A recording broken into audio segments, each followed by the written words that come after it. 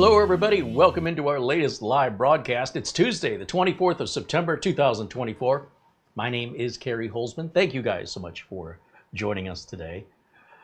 I see our friend Buster in the chat room. Thank you again to Buster for not only his 10-pound super chat that he just contributed, but also a contribution earlier today that is extraordinarily generous, and we can't thank him enough for his continued support and friendship.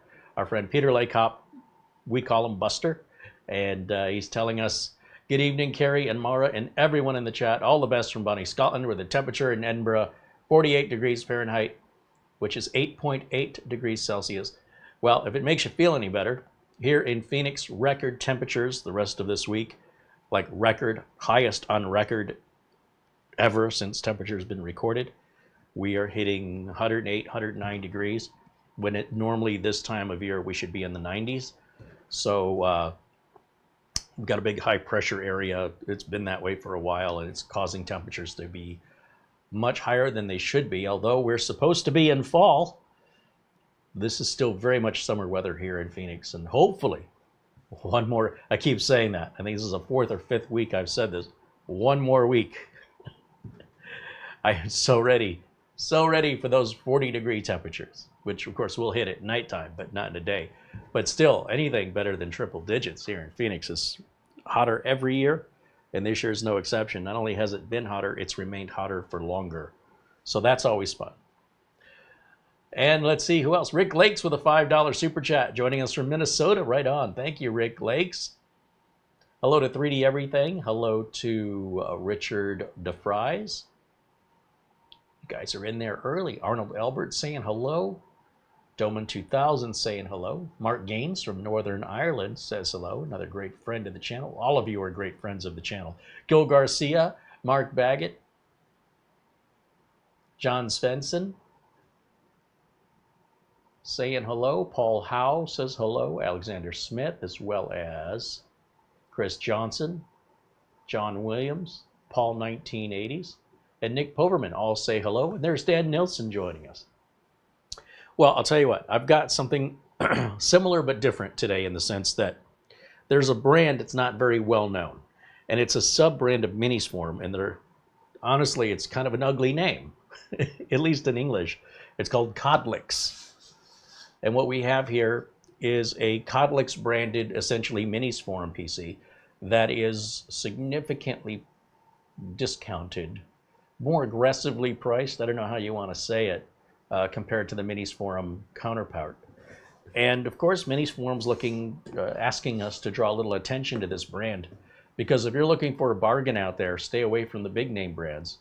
Not that Minisforum is a big name brand yet, but they're quickly working their way to that goal. And certainly, people that have heard of Minisforum are more likely than to have ever heard of Codlix. So, apart from the name, which again, I don't know what it means. I don't know. I mean, for me personally, as a marketing person, I probably would have picked something a little sexier. But let's take a look at the Amazon page here. And we have a link in the video notes for this unit. And let's see how this is equipped and how it's priced. So let me jump over to our window capture and bring up my Amazon link, and then turn on window capture. There it is. Okay, so what you see right now is, you're probably drawn to that $600 price point, but I want you to notice this $112 coupon. That's gonna bring that to under $500. Now for under $500, you're getting a Ryzen 7 7840 8-core 16-thread processor, which can turbo up to 5.1 gigahertz in frequency. It's got 32 gigs of DDR5 and a 1 terabyte Gen 4 solid-state NVMe. It's using the built-in APU, which is the Radeon 780M, which supports an 8K quad display utilizing 2 HDMI ports and 2 USB ports. It's got 2.5 gig LAN, Wi-Fi 6E, Bluetooth 5.3, great for gaming and office use. It's pretty well equipped. And if we take a look at the pictures, a little bit of information on the processor, and a little bit about the Wi-Fi, a little bit about the DDR5 dual channel. Of course, they've got a bit of a reference point there with the size of a watch, I guess. And then they've got a little video here that demonstrates how you get into it. You're going to take the rubber feet off, which, you know, we're not a big fan of that part. Remove those 4 screws. And then you just remove the bottom cover. And be careful with that. It looks like there is a cooling fan attached to that, along with a heat sink there for your NVMe drives. It's popping the RAM in. That top RAM does have a heat sink on it. And then he's popping in the NVMe drive there. Now, you don't have to do any of this. This is already done for you. But if you wanted to get in there and make changes, that's just how easy that is. It's pretty straightforward. So overall, easy to get into, compact. It's a great price. It's a lot of power. And let's see if it measures up to what we expect with those type of specifications.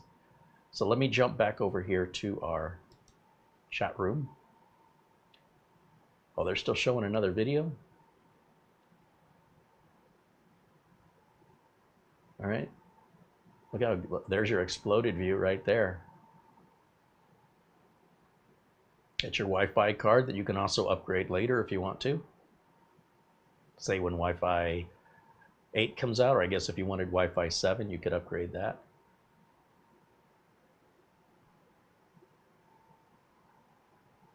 I love it when the manufacturers put these videos together. It makes my life so much easier.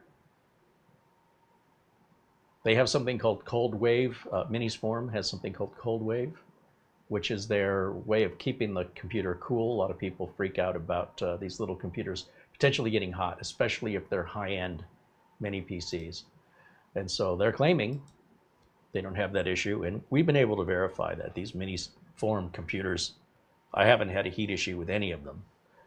Sometimes if they do run a bit hot, they can be loud.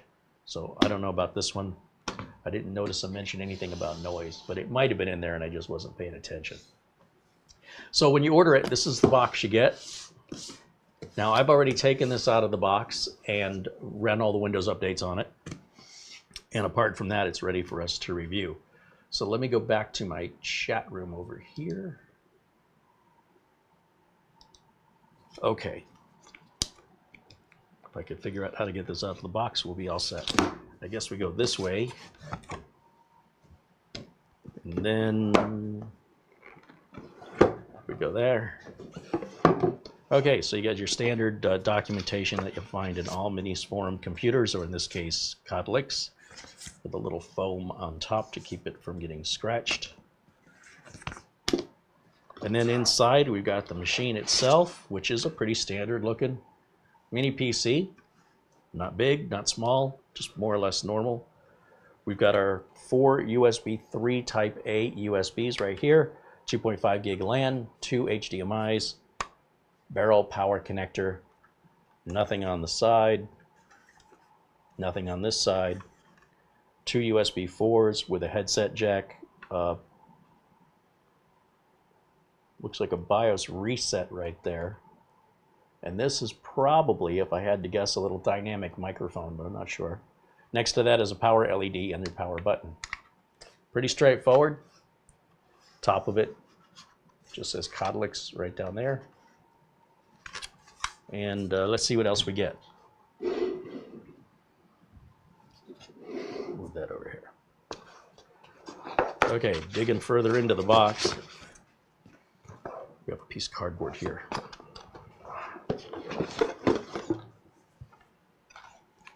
Okay, so underneath the mini PC, we've got a VESA bracket. That's for mounting this against the back of a monitor, against a wall, a desk, under a desk. We've got an HDMI cable. We've got a power cable that is a cloverleaf laptop style power cable. Oh, extra rubber feet. They've given us 2 extra rubber feet. Okay. And then our power adapter here. And this power adapter is, I got to get my glasses so I can read it. I'll get my real strong glasses. What's interesting, so this is it says Codlix right on it, but the power adapter says Minisforum. Check this out. So this can get confusing if you're like, well, I don't own a Minisforum. Yeah, you do. If you bought one of these, that's Minisforum. So that just emphasizes what I'm saying there. And then our wattage is written somewhere here. If I hold it right side up. Okay. Now, you could freeze frame that if I didn't hold it up long enough. I just want to read it myself.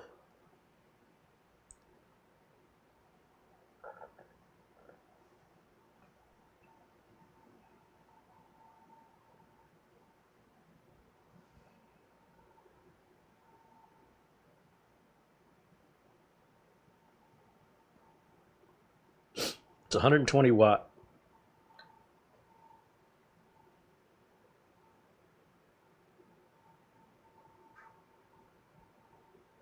That's what I think it says. 6.3 amps, 120 watts. What's the voltage?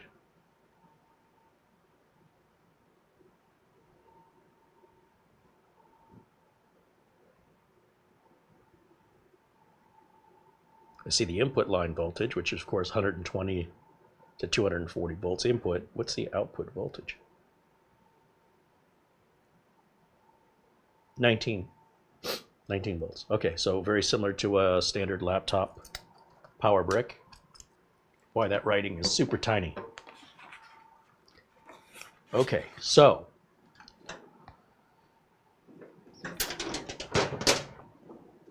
let's how is this in here? I'll never get this back in the box. I guess that goes that way. I guess this has to go first, and then these, and then that. All right. So we need a keyboard and a mouse. I'm gonna have to plug this in.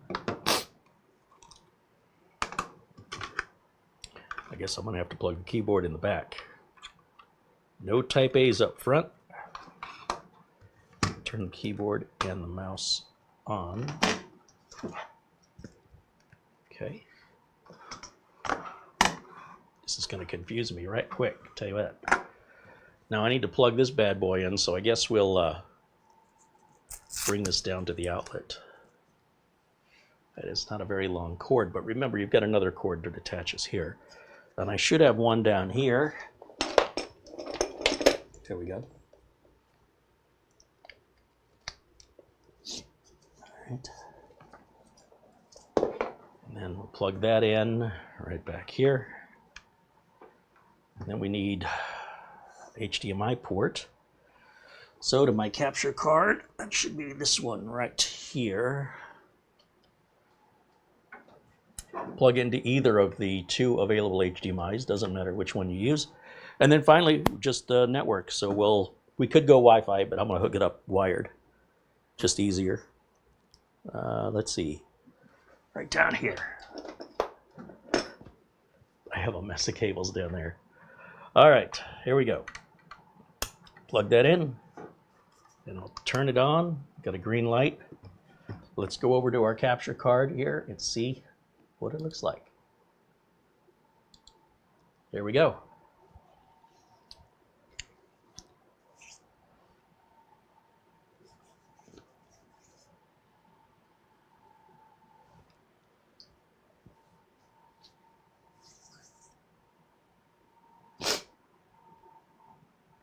Oh, I got that automatic wallpaper thing that Microsoft's been doing.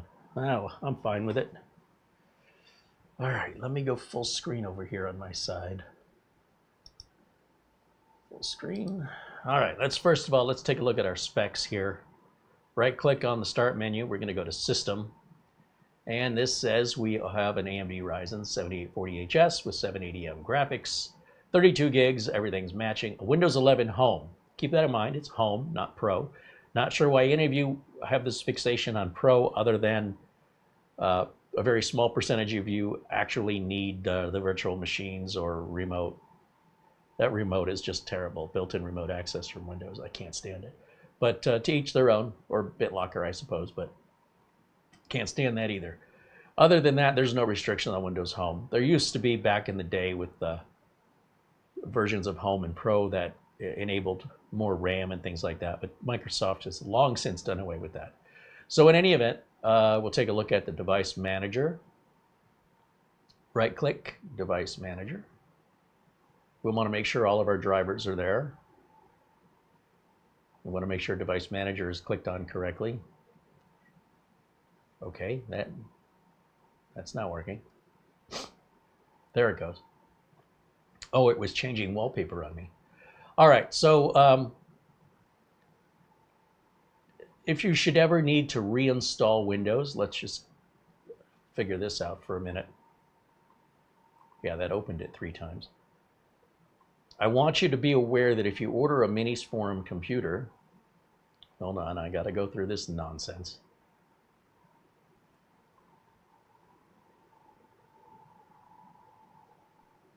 Okay, let's talk about Minisforum here for a second. If you need support for Minisforum, and you just type in Minisforum support in Google, it may not take you to the page you want to go to. If we go to minisforum.com/new/support, it's a new support page.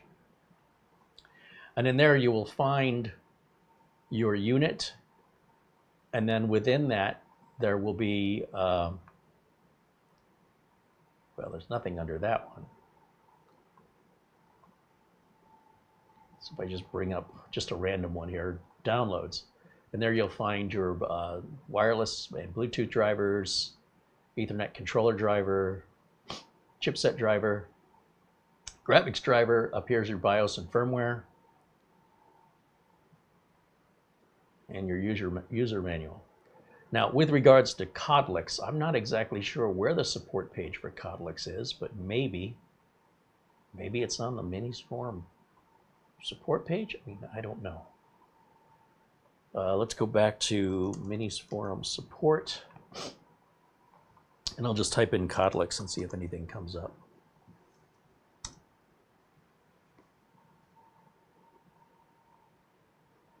It does.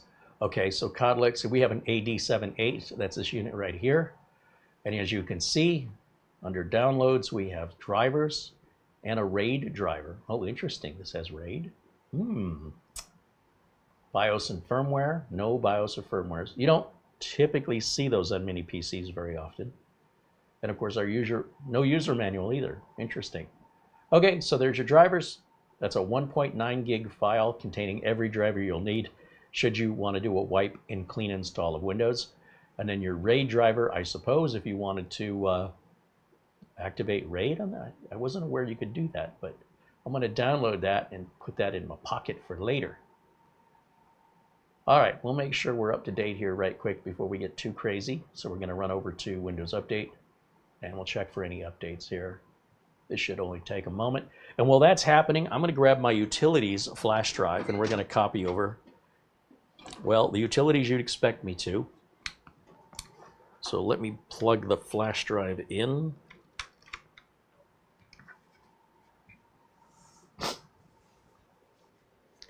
You know, I don't see the AMD Adrenalin driver on here.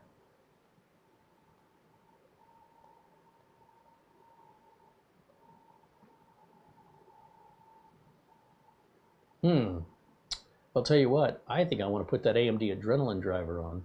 Well, let's do this. Let's grab the utilities I want off of here right quick. So we're going to put VLC on here like I always do. We'll just install that right from the flash drive. And while that's installing, we'll grab Uncle Carey's Windows 10 Optimizer, which is right here. And I want, under PC testing software, CPU-Z and Crystal Disk Mark Portable. I don't think I need anything else. We'll hit finish on that, continue on that, close, and eject the flash drive. Okay, next.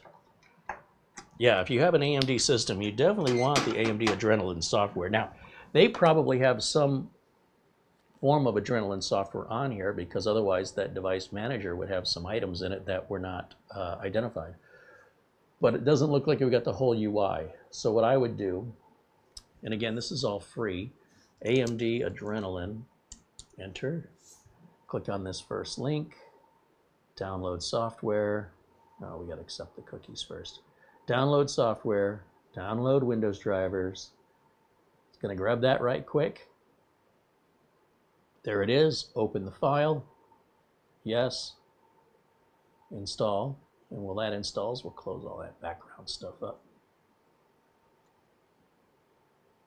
And it's going to scan our PC to make sure we have an AMD computer and that it's compatible with the Adrenalin software.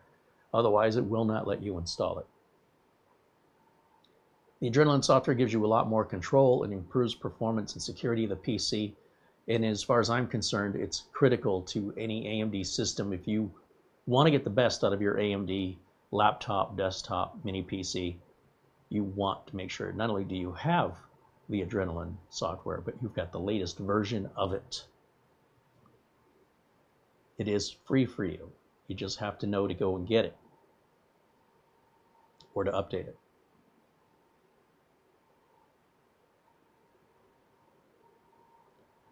Here we go. It detects our 780M graphics. Next. Privacy view. Next. It wants to install the GPIO driver, the micro PEP driver, the AMD PSP driver, and the interface driver. You see all the checkboxes? Just all you have to do is hit install, and off to the races it goes. And I figure, you know, before we benchmark or test anything, we should make sure that it's fully equipped and optimized to make sure our testing is accurate, at least on the day that we're making the video, right? These things can change, they can improve. They can improve the performance of the computer simply by updating a driver. So you certainly and most likely witness that just through old school video drivers making a pretty large impact on the performance of the machine or even the reliability of the machine. So we'll let that run, and in the meantime, let me go back over here to camera 1 for a second. See what you guys are saying here. I'm going to put myself in a corner so we can keep an eye on that install. And it's going to want to reboot when it's done there.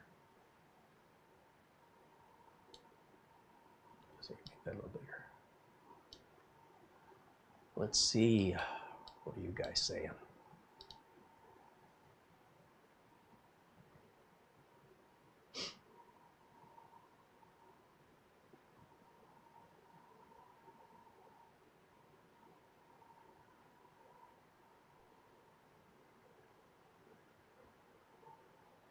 Luke Greenia says, it seems like this little system is a beast. Well, I'd say it's nothing to shake a stick at, that's for sure. Buster said he's feeling better. Earlier he wasn't feeling so good. Well, we're glad that you are feeling better and happy that you're joining us here in the chat. It's about 9 hours later in Scotland where Buster's located. So that puts him about 10:30 at night over there.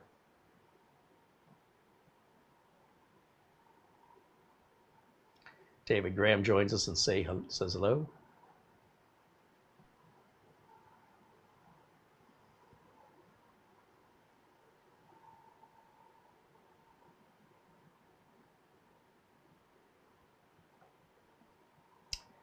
And let's see. Yep, we're still installing over there. Looks like a video driver is being put in when you see the screen blank out like that.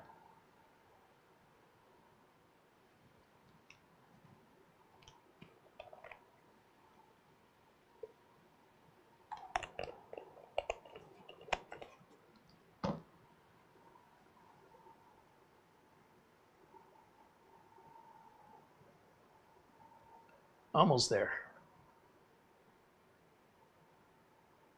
Bingo.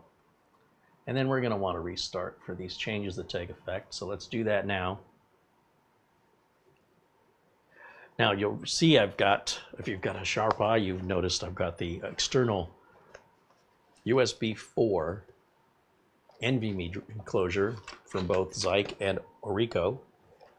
And if you recall before, we had a problem with the Minisforum MSO1 and the cables that come with the ZikeDrive, where it was only negotiating at half speed. All we did is take the ORICO drive and plug it into the Zike, and it ran on the MSO1 at full speed. I'm curious if we can repeat that, or if that problem has been resolved here on the Codlix Mini PC. And it's one of the first things I want to do. And so in order to do this, I've got another, I don't know what I did with the old drive, but I got a brand new fanxiang 2 terabyte drive. Oh, you know what? This has been opened. This is probably the same one we used last time. And I think I want to start with the ZikeDrive first. And while I'm doing this, let's just go ahead and run Uncle Carey's Windows 10 optimizer. If I grab the right mouse. And let's apply my optimizations, because that'll take a minute, and then it'll want to reboot again. So while it's doing that, I will take this back out of the box. Now we already have a video dedicated to the ZikeDrive and the ORICO drive. So this is revisiting it, since what happened with the ZikeDrive was very strange. And the ZikeDrive comes with 2 USB cables, and neither one of them, when connected to the MSO1, would run at the full 40 gig speed, only ran at 20 gig speed. Other than that, these drives both performed as expected.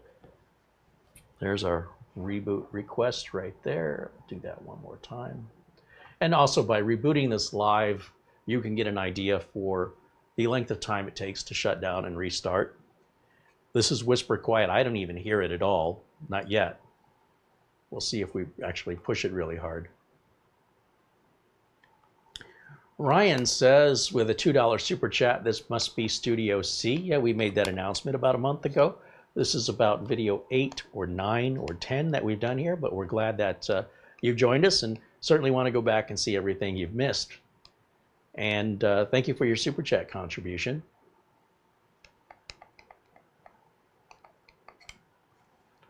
The Windows optimization tool, the Codlix Mini PC, the ZikeDrive, the ORICO drive, the fanxiang drive. We're testing every link for everything you see in this video is available in our video notes. Please read the video notes. Mara spends a lot of time putting those together. And they have links to our friends at Acronis and RoboForm and VIP CDK deals that will offer you 30% off of a purchase.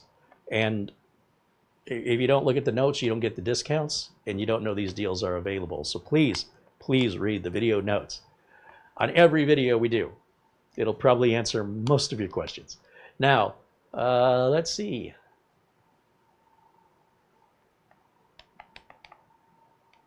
Let me go full screen on camera 1 so you can see what I'm doing here. If I can press the right keyboard. There I am. All right, so here I've got the ZikeDrive. So this, once again, so it's plastic on it? I guess not. Weird. This is an NVMe external SSD enclosure, and this isn't really intended to be something that you use for like drive swapping.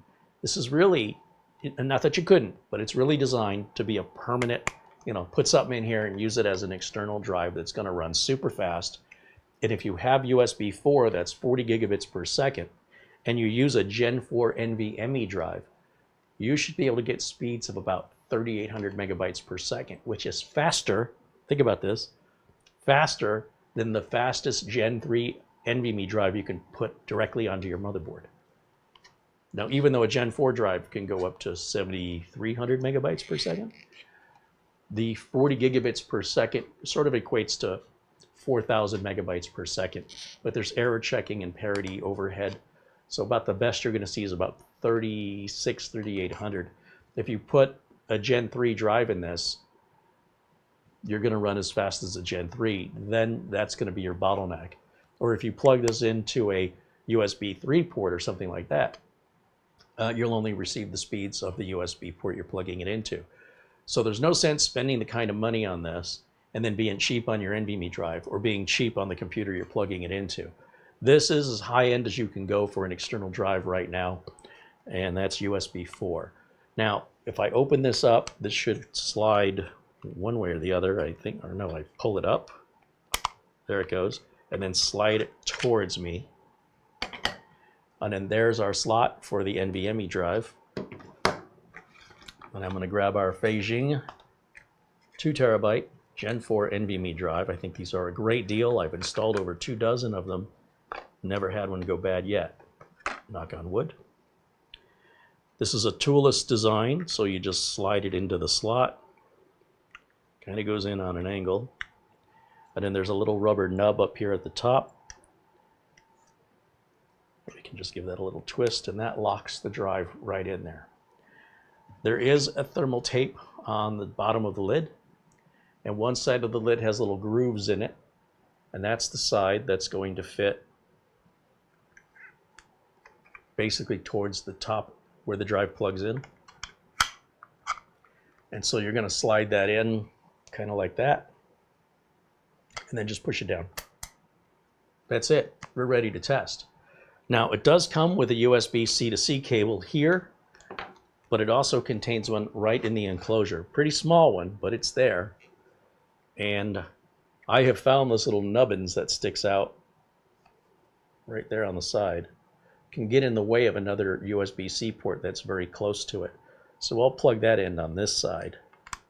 And then I'll plug this into one of these USB 4s, because I am very curious if we're going to have the same problem or if this works as it's supposed to work. Because as far as I know, I'm the only one who had this problem.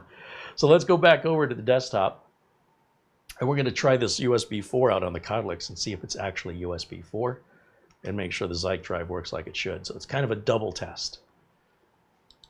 Okay, so to do this, let me go full screen over here. And then I'm going to click on Crystal Disk Mark Portable. Well, first of all, did the drive even load? Oh yeah, there it is. It's right there. And it's empty. That's our C drive for some reason.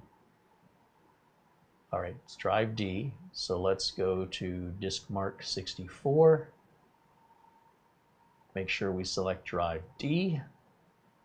And let's run all the benchmarks and close this in the background, and let's see what it does. Now, while that is loading, let me go back over to camera 1 here for a second and put myself back in a corner so we can keep an eye out. Oh, ooh, that's good. Yeah, 3300. So essentially, the highest speed you're ever going to see on Gen 3 is going to be 3600. That's if it's installed in the motherboard or perhaps in an enclosure like this. Remember, the USB 4, like if you're using both USB 4 ports at the same time, I believe the amount of data bandwidth is split between the number of ports you're using. But 3373, not too shabby for an external enclosure. That's as fast or faster than many Gen 3 internal drives. So just keep that in mind. If you're copying a lot of files, it's going to take forever. It's going to take far less than forever when you're using a faster external drive. Ryan contributes $1 Canadian. Thank you, Ryan.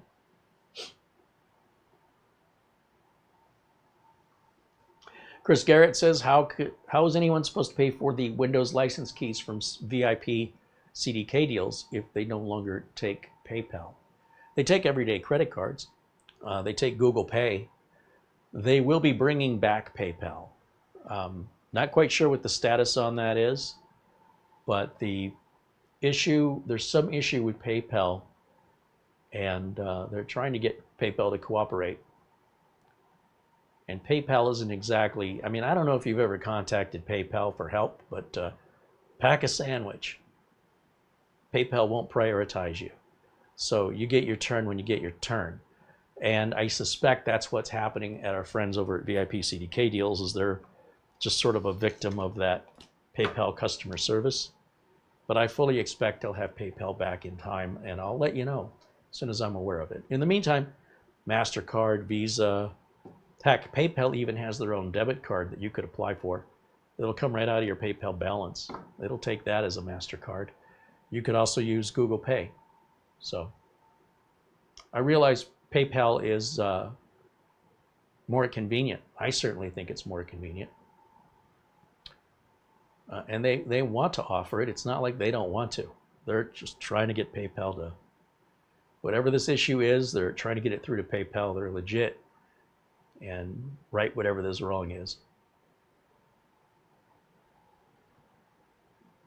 Sun King said probably had chargebacks. It's quite possible. There's a lot of fraud online. That very well could be what it is, and they're just working through all that. Ryan said VIP CDK deals accepted my debit card. Yeah, your debit card will be a Visa or MasterCard, so a debit card will work.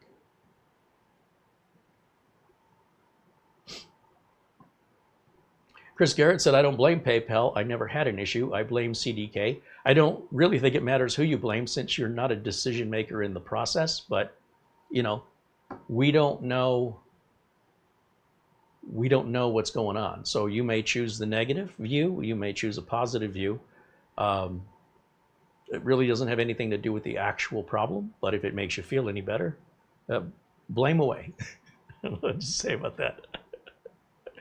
If that helps solve the problem one way or the other, I'd encourage it, but I don't quite understand the logic on that. I will say that, you know, if you have a problem with it, I'm not here twisting your arm for any of our sponsors. I believe strongly in Acronis, RoboForm, and VIP CDK deals, but I don't believe in twisting a customer's arm. If a customer wants to be negative and the customer wants to have their own conjecture to justify any sort of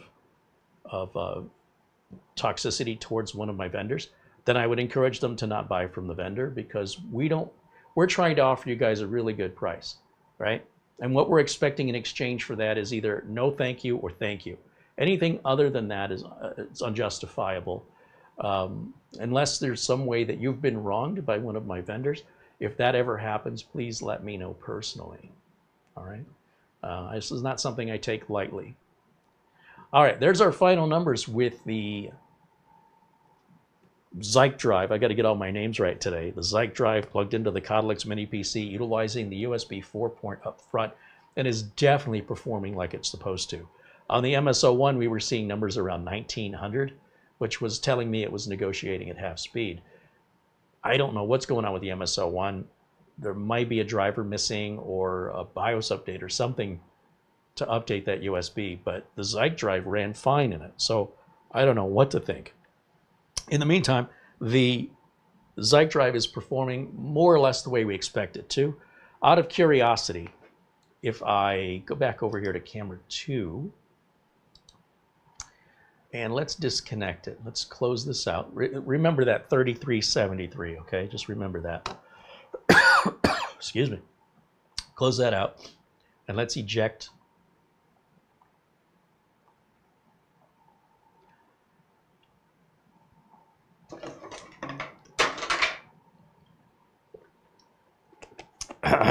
Got a dry throat all of a sudden. We're going to eject this from this USB 4 and plug it into the other USB 4 just to see if there's any speed difference. It should be about the same. No two tests that you run will ever be exactly the same. So we'll run this again. This time I'm only going to run just the 2 top speed test. Be over a lot quicker. We'll have our results a lot quicker.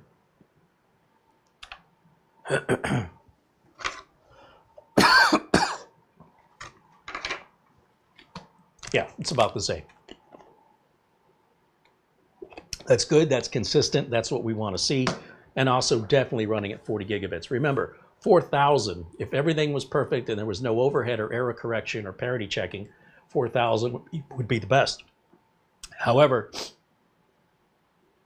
not only do you have error checking in the data transfer, you've got error checking in the USB itself. So I know we can go a little better than that. I know it's possible.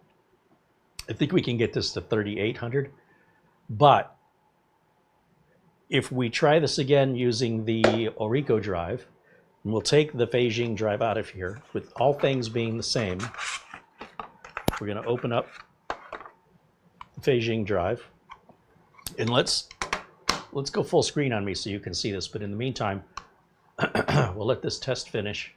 There it is. So 3332, all right, remember those numbers. And once again, we're going to safely eject right here the ZikeDrive. And with that, we'll go full screen over on camera 1. And we'll unplug the ZikeDrive. And we can put this little cable, goes right back in here, like so. And then the side where the USB port is, you go to the opposite side, lift it up, and then slide it towards you. If it's facing you like it's facing me, slide it just a little bit, and it'll come free. We can turn this little plastic nubbins and take our fanxiang drive out, and we'll just put this back.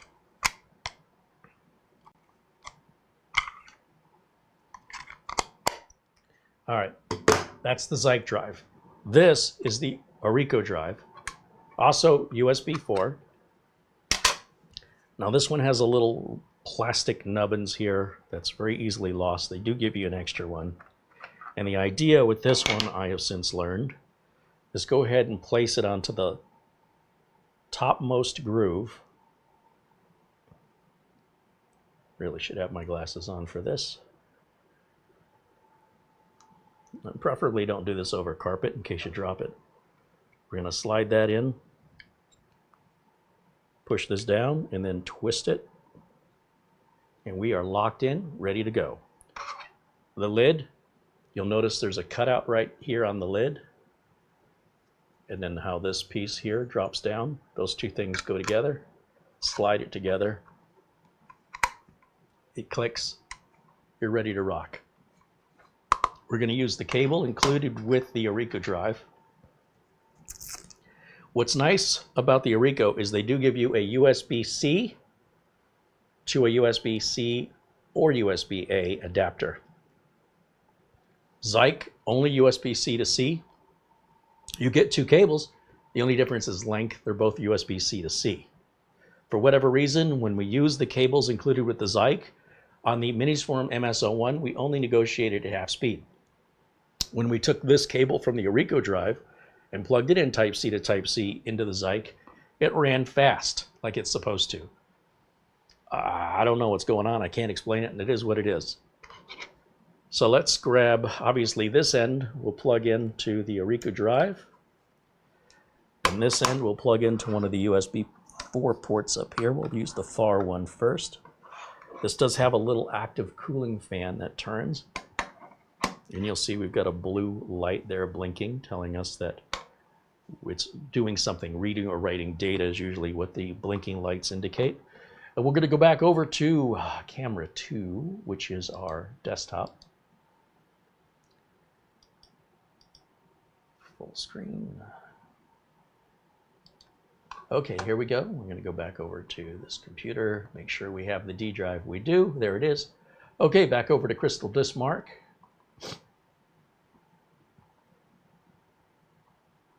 And we'll make sure we're on drive D and test. All right, let's see what kind of numbers we get. Well, that runs. Let me put myself back in the corner again. Bear with me for just 1 second as I find the corner. Here we go. Now look at that. The numbers are virtually the same. So I believe, depending on the computer you're using, how the USB 4 is implemented, there does seem to be a difference that these external NVMe enclosures that are USB 4 seem like they can perform faster. I seem to recall we were getting like 3600 or 3800 on the Minisforum. I'd have to go back and relook at the video. I might remember it wrong. But still, 3373. So if you have, for example, a typical mechanical hard drive that plugs into USB, like one of those Western Digital Passports or Seagate Elements, those run maybe 200 megabytes per second, maybe. This is about 15, 16 times that. More than 16 times that. It's fast. And we did a review just on the ORICO, and we did a review just on the Zike. And the Zike review went a little sideways because of that half-speed negotiation. And the ORICO we've never had a problem with. And it was set in my head based on reviews I saw online that the ZikeDrive was the better drive. That the ORICO was a great drive until the Zike came out. My personal experience is the other way around. I think the ORICO is cheaper, it's smaller and lighter, and it seems to work on any USB port, USB 4 port. And the Zike seems a little more particular regarding the cables it comes with without the USB-A adapter, Type A adapter, and it costs more and it's larger and heavier. But to each their own. I'm just here to provide you the information so that you can make a decision that's right for you. Let's take a look here at what you guys are saying in the chat room. $1 Canadian from Ryan. Thank you, Ryan.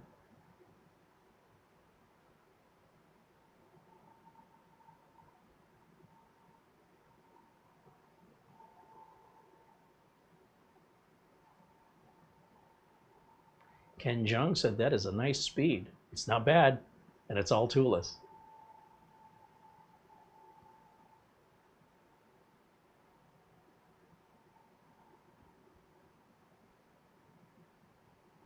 Sun King says, I miss the neon sign and the squirrel. Where we're still in the process of renovation here in Studio C. We've got, you know, the walls and floors and everything all finished. It's just a matter of negotiating the shelving units and inventory and stage area. So right now we're at a very bare minimum of operation.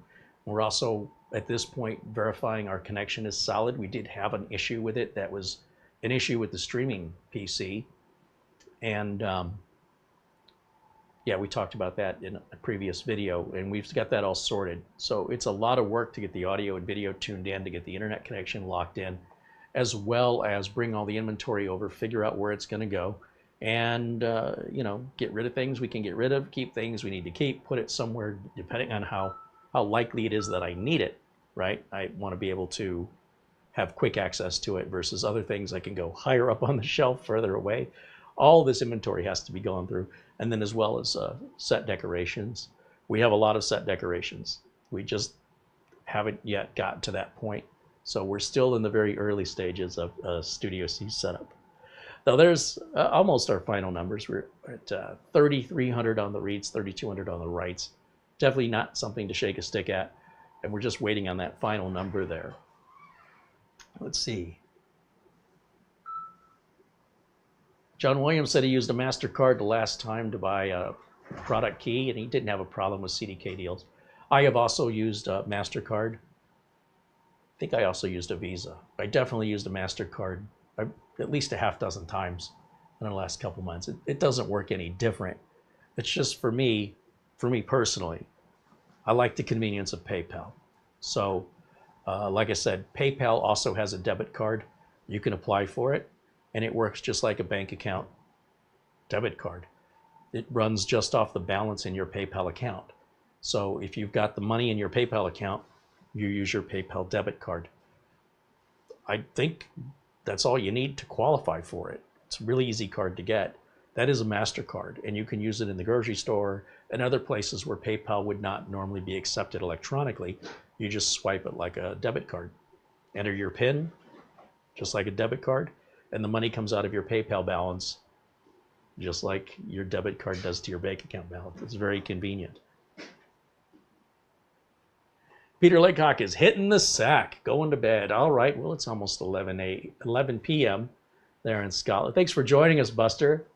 Appreciate you hanging out with us.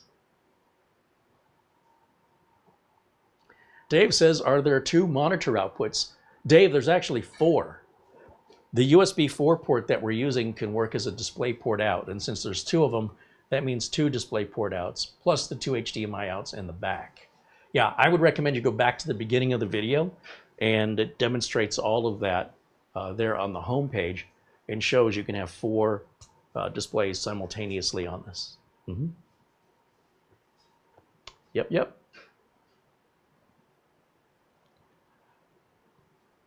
John Famlor says those 2 USB 4 ports make this machine eternally useful. It's always amazed me that desktop PCs other than from Apple, have generally neglected Thunderbolt type ports. Yeah, you'll find Thunderbolt on almost all the Apple computers, but you don't see it too often on PCs unless they're higher end. Remember, a royalty has to be paid to Intel for Thunderbolt, and it's quite expensive. USB, there's a royalty, but it's insignificant. It's a tiny amount of money. So one of the reasons you don't see it is it adds cost to the manufacturing, which means they have to sell it for more. Apple already sells their products for a lot of money. So, you know, if it makes it a few dollars more, who cares? It's Apple. Apple keeps making it a few dollars more anyway, and they just keep selling them like hotcakes.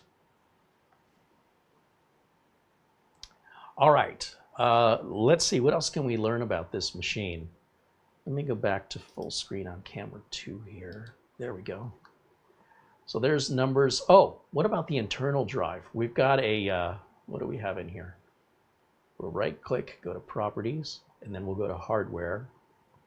This is a Kingston drive. Kingston is what comes with the Codlix computer. The fanxiang, that's our external D drive. So I want to test the speed of the drive that the Codlix comes with. So we'll change the drive to drive C, and we'll run these tests to see how fast the Gen 4 drive is that comes with the Codlix unit. These are generally mid-range Gen 4 drives with speeds of around 5,000. Yeah, so we're pretty much in the general range.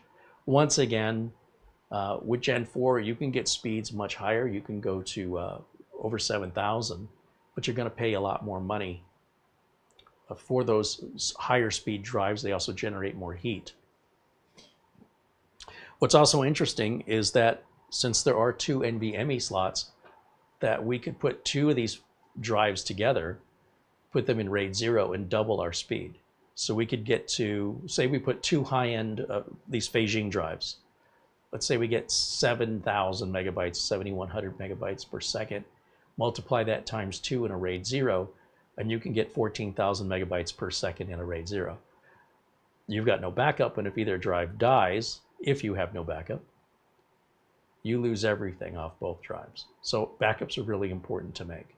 If your Windows is corrupted and you have a hard time booting, you're going to have to make a custom USB rescue disk that has the RAID drivers on it, or it will not see any drives at all.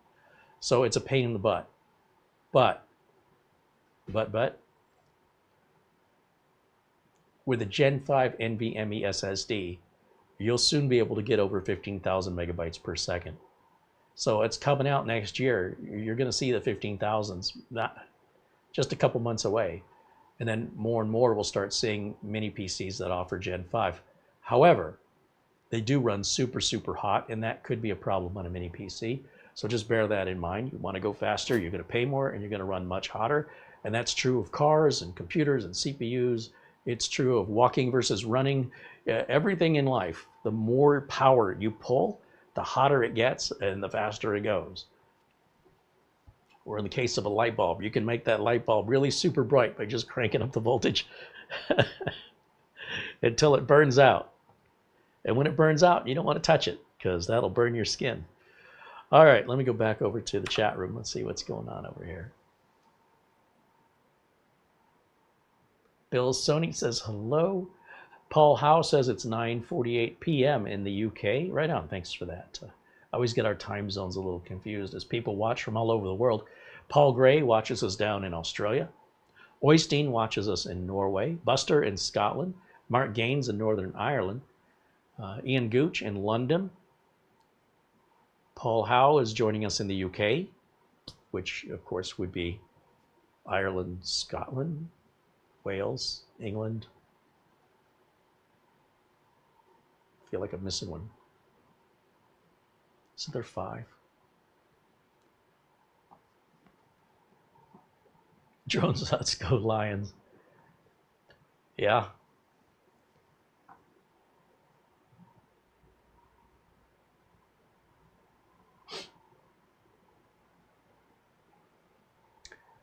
Almost done with our test here. So that's a pretty good generic Gen 4 mid-range drive, right? It's something they're going to buy in bulk to keep the prices down on these units, and that's why they can sell them at such an aggressive low price point. If you tried to build something equivalent to this with desktop parts, you're going to be around $800. minimum $800. So this is under $500. It's already built. It's plug and play ready. Granted, it's not as repairable as a desktop, but the way they're making things these days, I mean, the only moving parts it has is a cooling fan. Wayne Ellison mentions they're 2 hours ahead there in Houston, Texas.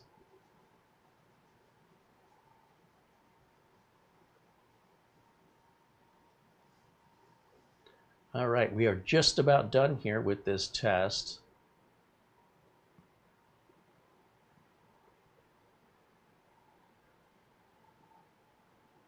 And is that done?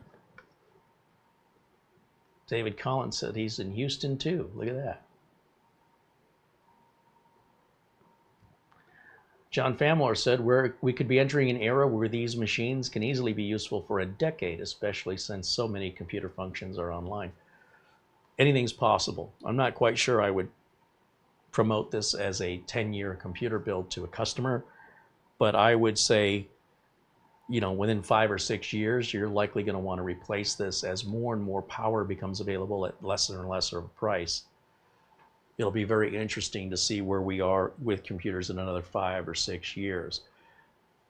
Now, I've seen people go in and, you know, spend $150 to buy a brand new mini PC that's like a Celeron N100, and those are dog slow. Just, ugh. I mean, granted, you're going to have your Windows 11 compatibility, and it's under $200, but it's, aside from basic surfing the web and maybe paying some bills online, yeah, it's not very good. Updates, it'll take 2 hours to download updates. They're really, really slow. If that's all you need and $200 is all you got, the thing is for under $500, you're getting 4 to 5 to 6 times more power, but you're not paying 6 times more price or 5 times more price or even 4 times more price. This is a much better deal. Spend a little bit more, get something way better. You deserve it, and you'll never go back, because once you start using a faster machine, going back to an older machine is unacceptable. You will become intolerant to it, I promise. All right, there's our final numbers for our internal drive. Let me grab a screenshot of that. Let's go full screen over here. And we'll just do a file, save as. We'll make it a JPEG. I will call it Crystal Disk Mark. And we'll save it to the desktop right there. Okay, so we have just a recording of that for future reference. If we bring up CPU Z, we can look at some of the internals here, but we've pretty much verified that on the system properties.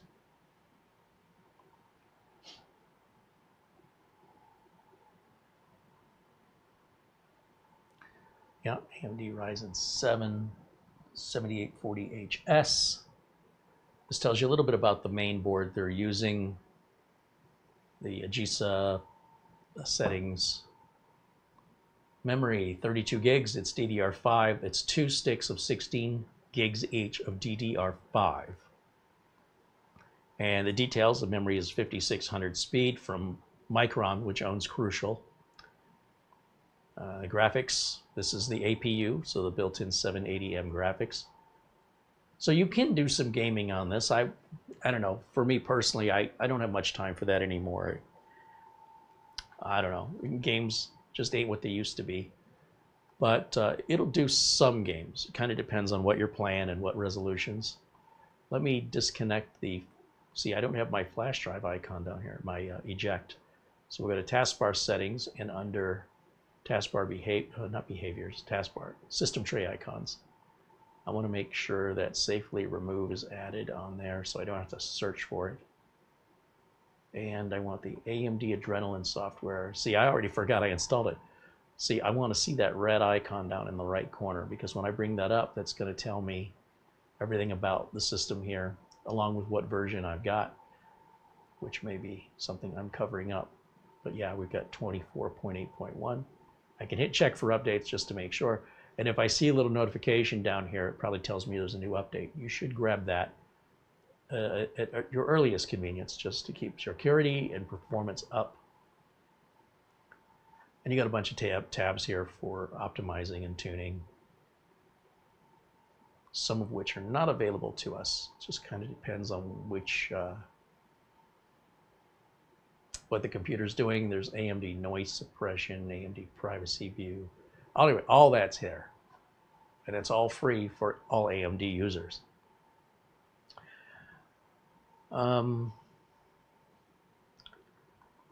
The Kingston drive, yeah, that is a 1 terabyte drive. So 1 terabyte of storage and 32 gigs of RAM with a Ryzen 7 for under $500 with a 30-day return window from Amazon.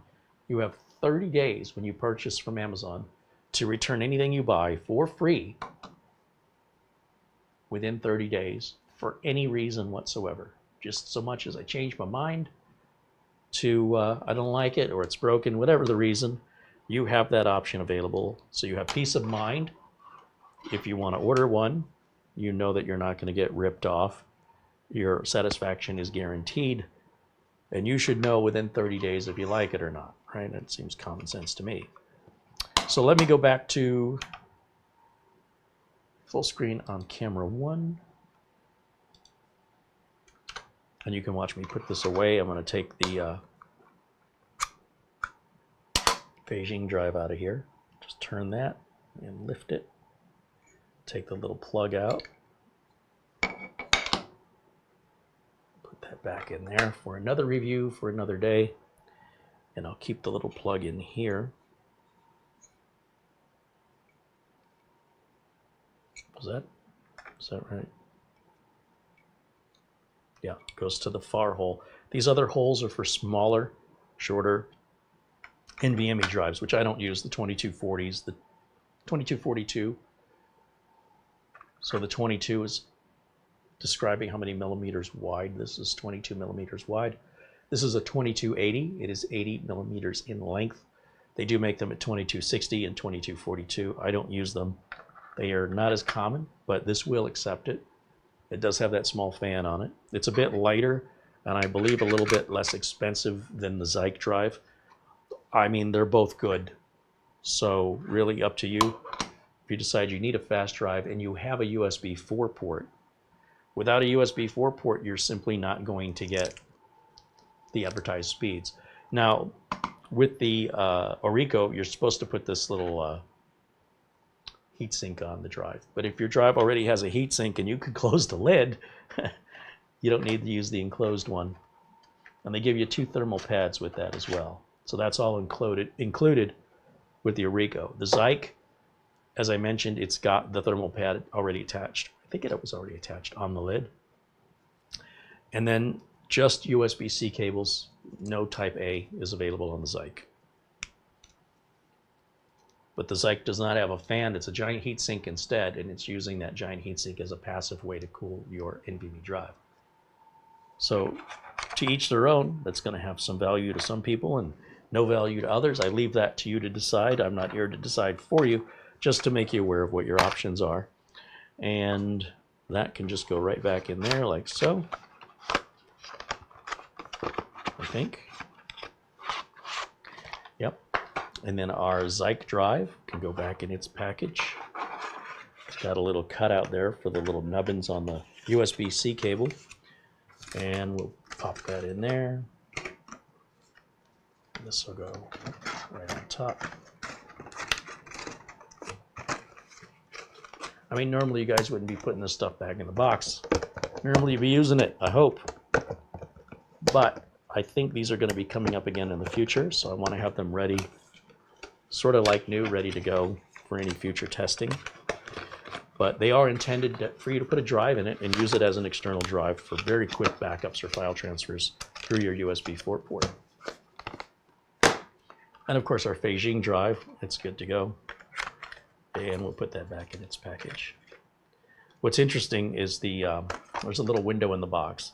And I notice when I put these back in, I always put them in backwards.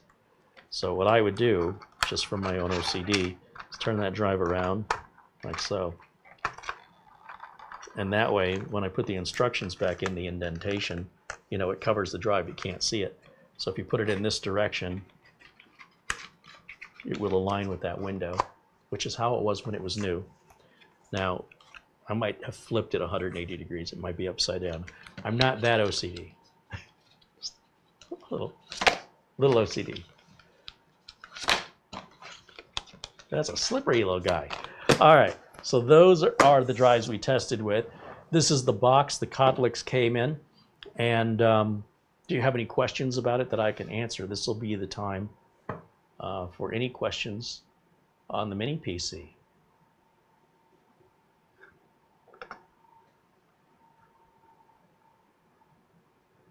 Peter VZ with a €2 Super Chat contribution. Thank you, Peter.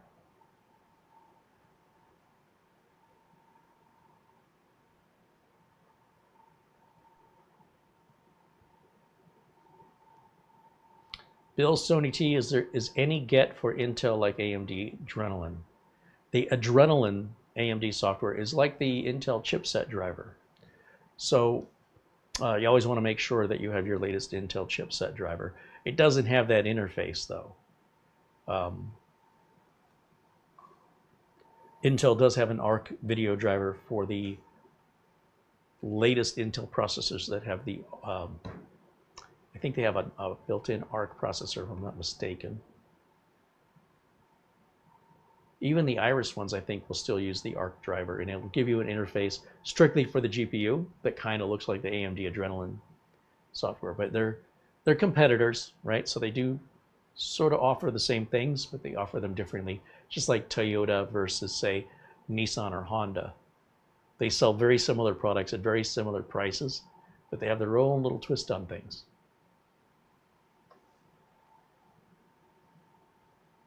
Eddie Casanova says hello from Philly.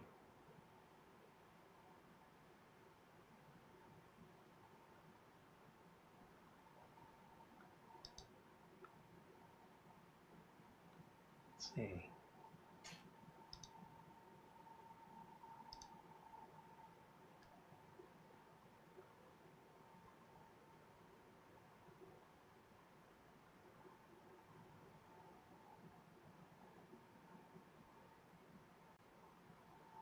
There's Mark Gaines saying hello.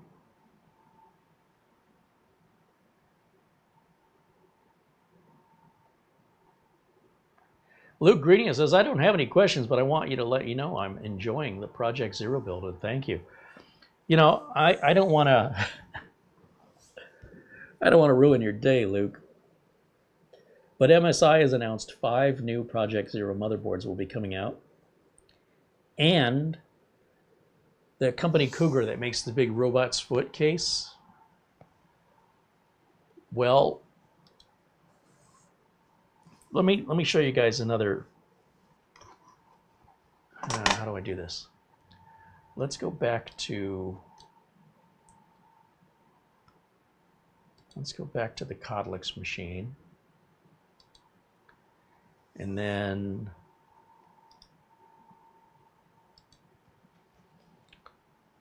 we'll use this mouse and this keyboard. We'll go to YouTube. There is a content creator, and his name is Robitech. And he does live videos and edited videos, Robitech. And I strongly recommend this channel if you enjoy PC building. If you look, so his live, he's got Robitech Live, which has a lot of subscribers. And then you've got just regular Robitech. And he does a lot of builds. He's really, really good at what he does. Sometimes they do giveaways. And he reviewed a case recently that I was not aware of. And I don't know why I was not previously subscribed to him, but I am subscribed now. Robitech, let's type in Cougar.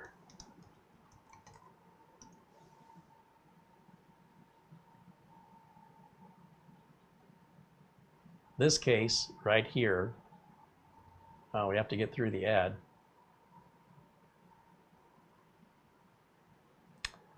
Sponsored, 1 of 2. Lovely. Oh, I can make it smaller.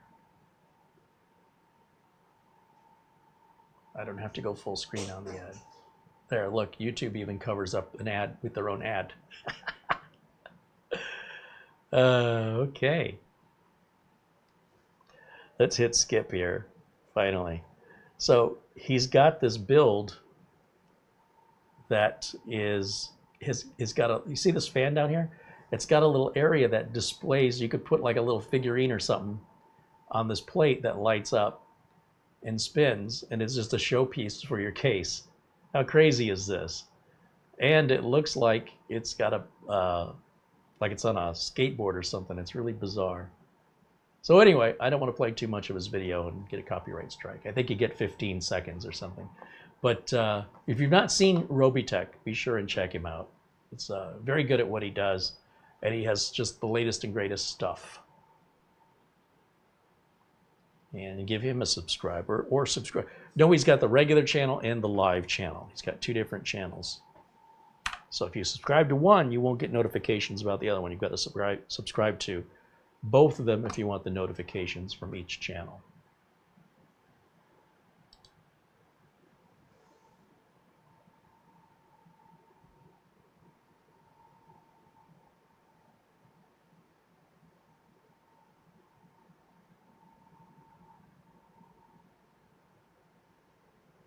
Charlie Purdy says hello and joins us in the chat. Bill says, Carey, I like your wallpaper. So that's automated through the latest Windows updates with, I believe, Windows 10 and 11. It gives you the option of like a daily wallpaper change that pulls from the web, pulls from the internet, from Microsoft. I did not set that up on purpose. I just went with all the defaults and all the Windows updates in prepping this machine for today's video, and it just did that on its own. I don't mind it, so I've left it alone. It's also doing that on my personal laptop. I have no idea. It's one of the Windows updates turned that on. I like it, so I haven't bothered looking to see how to turn it off. But yeah, it just happens automatically. Make sure you get all your Windows updates.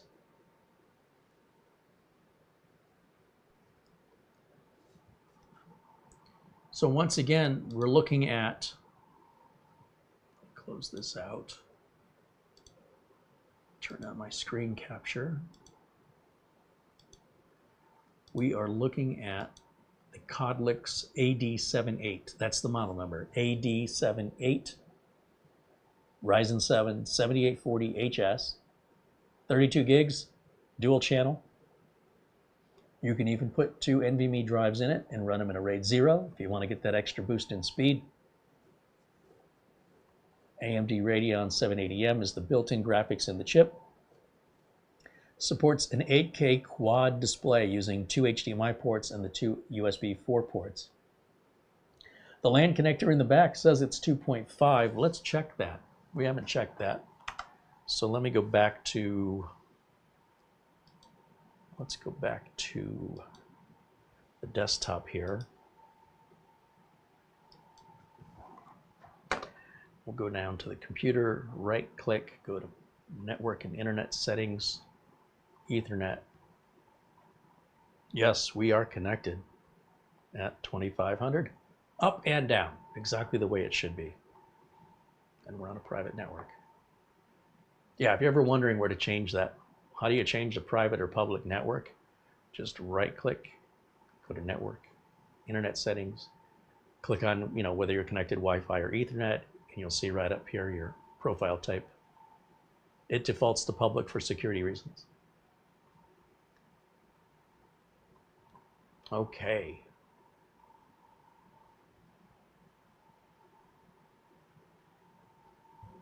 Now, after we get Studio C set up a little bit more, we'll be able to put an overhead camera back in, and it'll make more sense then for us to open this up and show you the inside. You can kind of see the insides right through the holes in the bottom here. It's very easily accessible. I don't like you've got to take the rubber feet off to get to the screws, but yeah, this is what Minisforum does.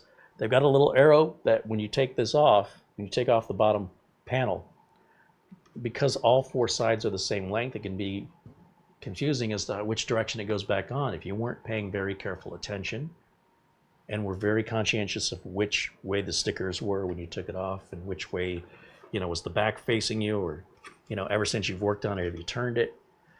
So what's nice is they do give you an arrow right here, which we've seen on a lot of Minisforum computers, and the arrow says this panel, this line here of this panel goes towards the front goes towards the back. This, sometimes they say front. This one says back, and you can see this is the back of the computer, and the arrow points towards the back. So if you get this all twisted around and you're not quite sure which way it went on, you just follow that arrow right there. Now it'd be nice if they had little keyways where it would only go on one way, but that's how they do it. It would also be nice if these little rubber feet had holes in the middle of them, or if they were shifted just a little bit to the left and to the right, more towards the center, just by a foot's length, and leave that hole available for the screw. It's on the bottom, so it's not like anybody's going to see it, right? It's not like it's a piece of furniture and the screws are in the top and you want to cover those screws because they're unsightly. These are on the bottom. Nobody's going to see them. I do hope Minisforum starts changing their way in that. But Codlix, they are a sub-brand of Minisforum. It's essentially a Minisforum computer under a different name, and you'll still go to Minisforum's website to get support for your Codlix. The Codlix are just more aggressively priced. People don't know what they are. My job here isn't necessarily to tell you you should buy it, but rather introduce you to it, make you aware it exists, understand who's making it, so you understand the quality and support involved with that company. And then it's up to you to decide if that's something of value to you. One person's trash is another person's treasure, and I'm not here to sell them. I'm just here to introduce them. That's it. You got something for me? Cables. Ethernet cables, category 6A. Yeah, so we found out a lot of my Ethernet cables that I've collected to help my customers are all category 6 or... What's that? Out of date. Well, I've been hoarding them, right? Now, most of my customers are still 1 gig. So they're fine. I don't have to throw them away. But as we upgrade to 10 gig here, we need 6A. So I need 6A in the building, whether or not it goes to 10 gig in the building. I want to be ready for it. At the same time, I've got a box of Ethernet cables that are all 5E and 6. And those are fine for all of my customers, you know, even at 2.5. I think 5E works fine on 2.5. So, yeah, I'm not throwing them away. But I do have to duplicate, like the cables I need here, I have to duplicate what I have in length, but in 6A instead of 6. When I plug into 10 gig, I want my 10 gig. I don't want it to slow down or be flaky because I'm too cheap to buy a new cable. They're like $2.50 a piece. Buy a bag of 10 of them for 25 bucks. The shipping's free. You get them in 14 feet, 10 feet, 7 feet, 6 feet, 3 feet, 2 feet, 1.5 feet, 1 foot, little patch cables. Yeah. So I looked like Amazon just delivered a package, and Mara was setting something down. I'm like, oh yeah, that's our cables. Because we've got our Synology 923 Plus with the 10 gig upgrade using the 10 gig switch. I still haven't installed the 10 gig network card into the big Apache helicopter because I don't believe it's a 6A cable in there that's long enough. It needs to be about 10 or 14 feet. So now that we got the cables, now I'm more motivated to install the network interface card. It'll take me all of 2 minutes. In fact, in the amount of time I've been talking about it, I could have already had it done. But I want to make sure I have a category 6A cable. I only want to do it once. So, yeah.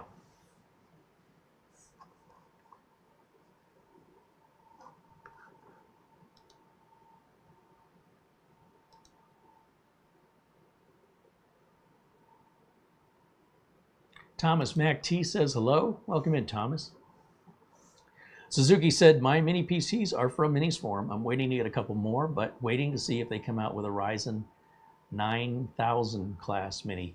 Oh, I'm sure they will. I'm sure they will. I'll tell you what, Minisforum's coming out with so many new models, it's hard to stay on top of it all. The next Minisforum that we're going to review, so this was the Codlix today. I don't have it yet, but what I should be getting, if I go to Amazon and type in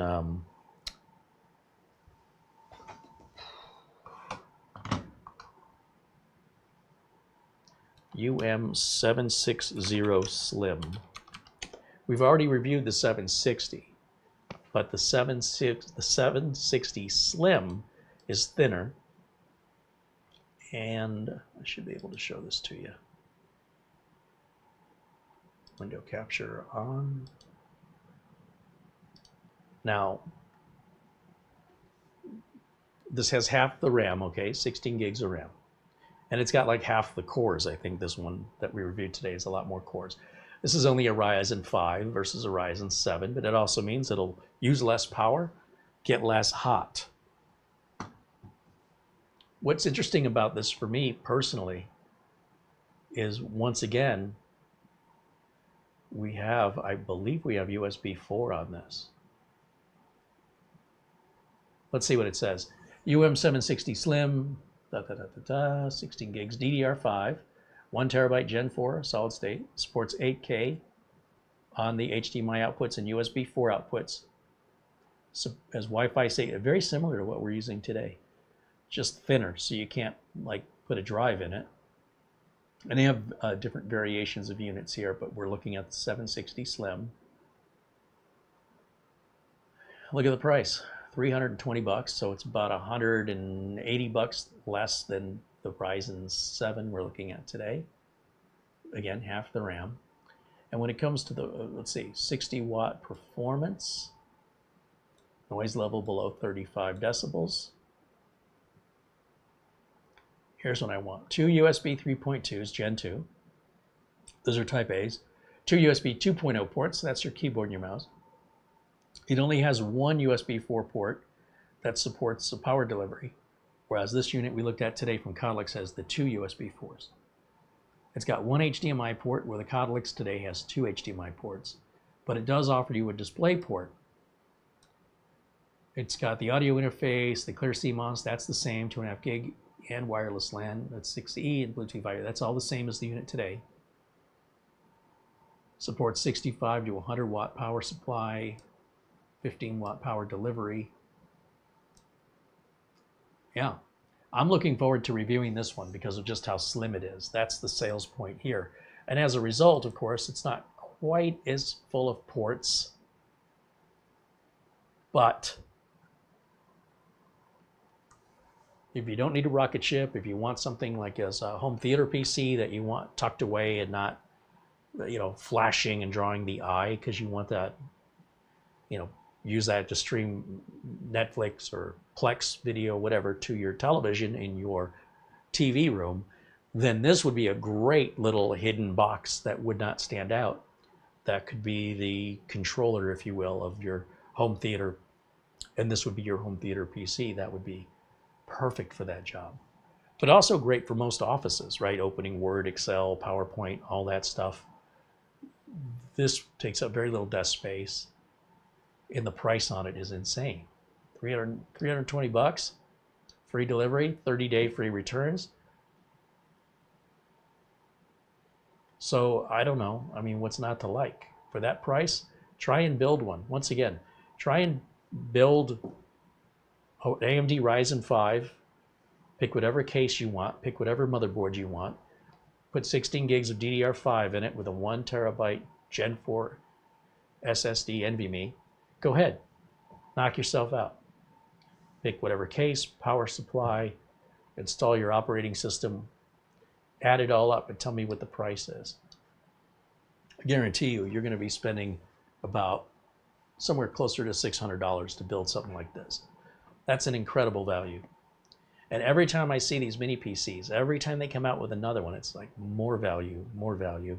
And every once in a while, we see one that's a bit extreme that I think is overpriced. And I'll say as much. But I'm really looking forward to the UM760 Slim, because that really seems to me like it's a great value. That's a really good value. Anyway, we'll get more into that next week. I should have it hopefully by the weekend, and then I'll be able to review that next week. All right, let me go back over to camera one.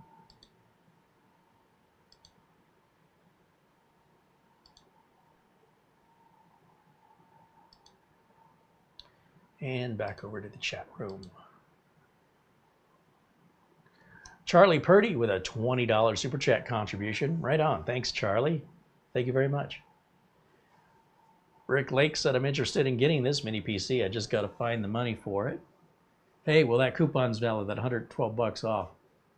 And again, get it from Amazon. You have that 30-day return. If it's not everything you think it should be, send it back. Full refund. 30 days. Free returns.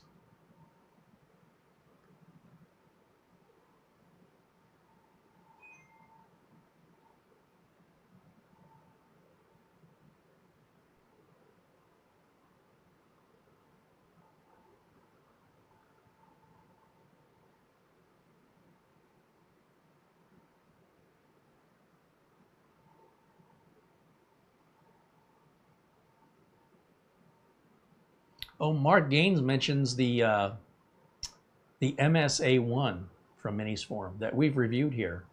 In fact, if we go to, well, let's just go over to Amazon first. MS-A1, oh, wrong keyboard. MS-A1.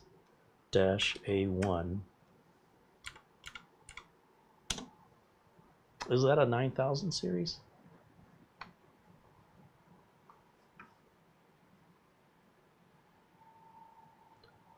So there's an MS-01. That's the Intel little workstation Minisforum that I love that little box. There is also an MSA1. And I'm looking on Amazon, and I only see the 01. I don't see the A1 on Amazon. Wonder why.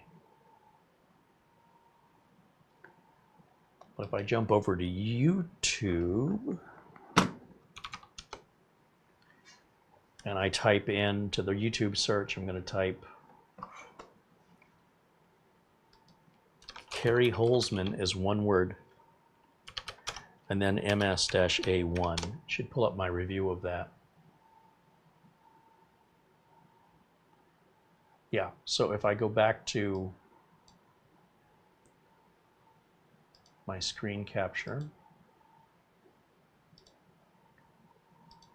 just so you know how to find my videos or to see if I've done a video, right up here at the search, CareyHolzman space MSA1, and then the search results, the first video is the MSA1, and then the MS01, and then there'll be other reviewers, of course, get other opinions and other views. Another, like this person's plugging a video card into it, a little tiny RTX A2000. Oh, that's from Minisforum official. If you didn't know, Minisforum has their own website or their own YouTube page. So here's their channel. They only have 7,400 subscribers, and they got really short videos, 7 minutes, 3 minutes. They're marketing videos, but they're done very well. Some of them show you how to do the installation of, like, that's everything in the box. Here's how you take this apart, right? All this stuff, which I think is great. This is apparently some kind of a dock. All right, anyway, just so you know, MSA1, if I go back again, go to the top, click on my video so I can copyright myself.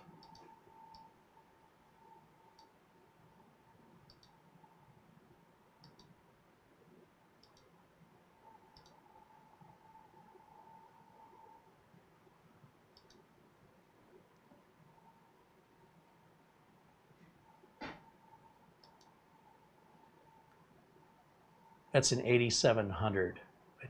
Maybe they make a version of it that's 9000. Let's find out. We'll go up here. We'll go to Minisforum.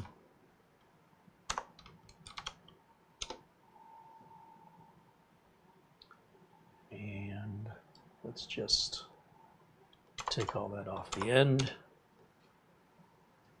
Oh, the G7 PT. Oh. That's a gaming mini PC. Okay, let me see. Mini PC.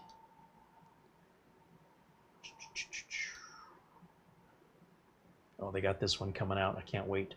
So we've reviewed the Nook X i7 a couple of years ago, and they've updated it now. I can't wait to get my hands on one. And when I do, I'll review it here. There's the MS01. I want the MSA1.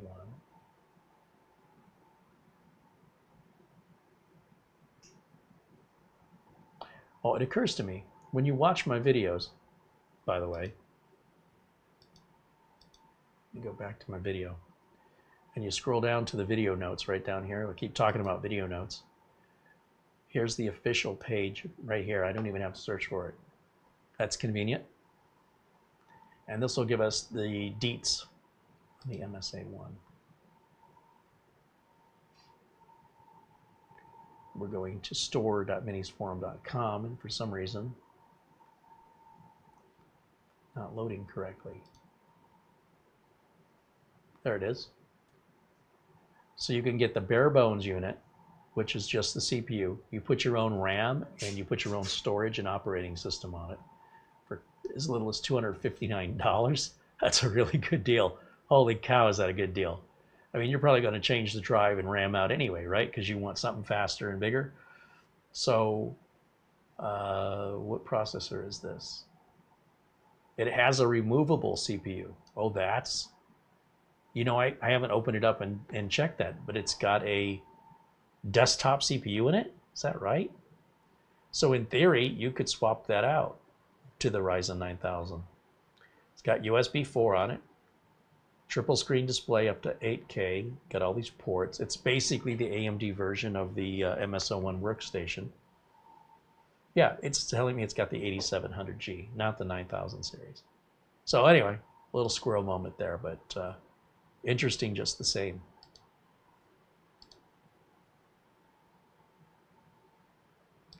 And let me go back over to the chat room.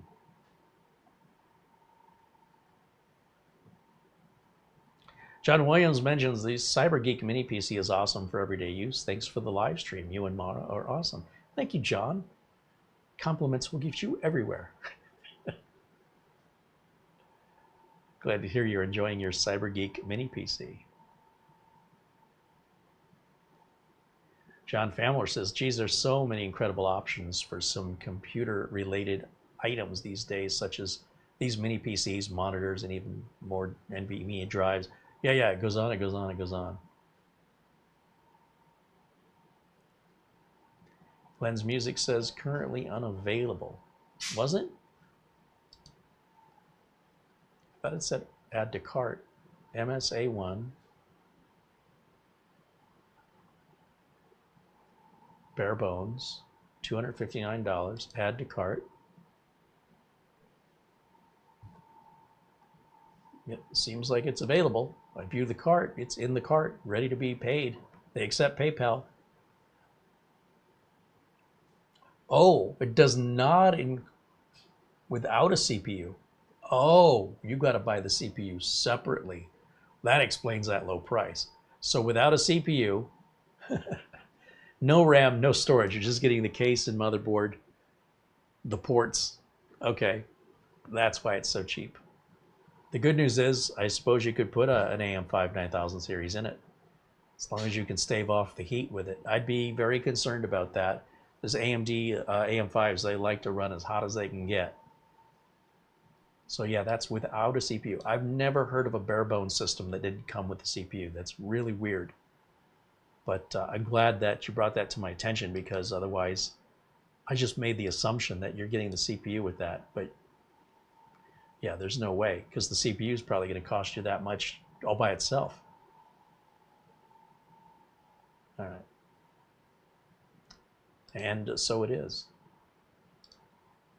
Just, I realize I'm not sharing this with you, but there we go.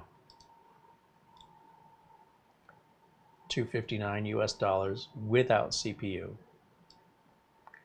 without RAM, without storage, without an operating system.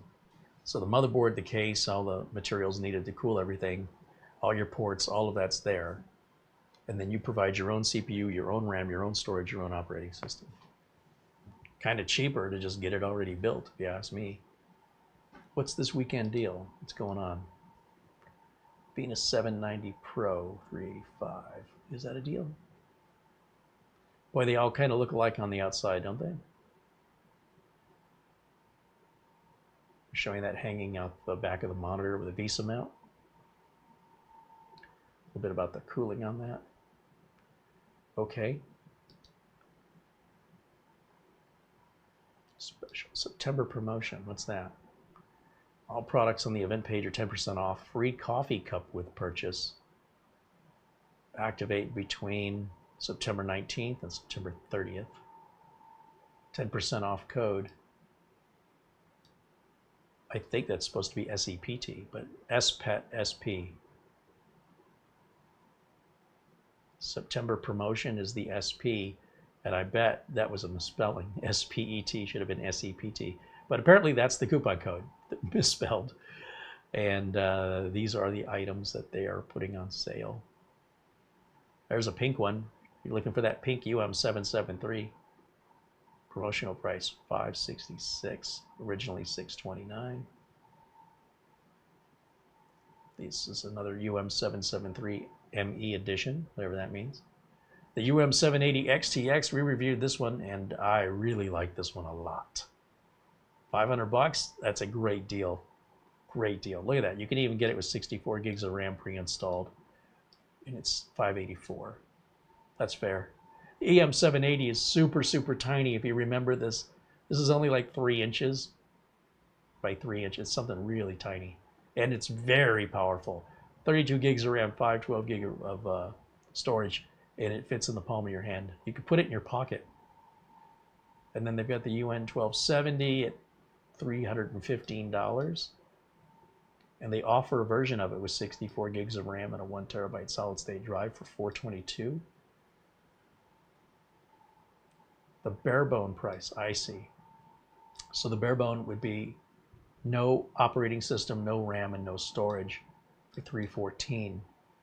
Now, we've probably reviewed a lot of these here on the channel, so you would put, you know, my name, CareyHolzman, space, and then whatever the model number is. And if a video of mine shows up, that means I did it. That's how, I can't even remember if I did it. UN1270. Yeah, maybe I did. So if we go to YouTube, let's see. Let me go back to camera 1 for a second. Let me organize my tabs here. UN1270, so YouTube. And then when YouTube comes up, I'll type in CareyHolzman, UN1270. And don't see it. That looks like one we have not done. It should be right at the top unless you misspell it. We've done a lot of Minisforum PCs, and I just can't remember one from the other, unfortunately. So I have to search myself to even know if I did it. Apparently we have not done that one yet. And if it's on sale, if it's, you know, something they're closing out, likely we missed the boat on reviewing it. But if you're interested in any of those particular models, click on them. You can get all the detail page, all the details on their specific product page at Minisforum. Whoops, my mouse is like going crazy here. Was I not sharing that with you? Yeah, it didn't come up. But anyway, close that. Close that. All right, we're back to the chat room. We're just a few minutes away from ending today's stream. So once again, if you have any questions for me, this is the time for us to interact. If you have questions about the Codlix Mini PC or other tech-related questions, this is the time to ask. Mark Gaines says, Carey, Minisforum announced there will be a BIOS update for the MSA1 to be compatible with the 9 series AMD AM5 CPUs. Yeah, I would expect any AM5-based motherboard to have an update, Minisforum included. I was just surprised that Minisforum is using the desktop chip in that Mini PC. That's very unusual, unexpected.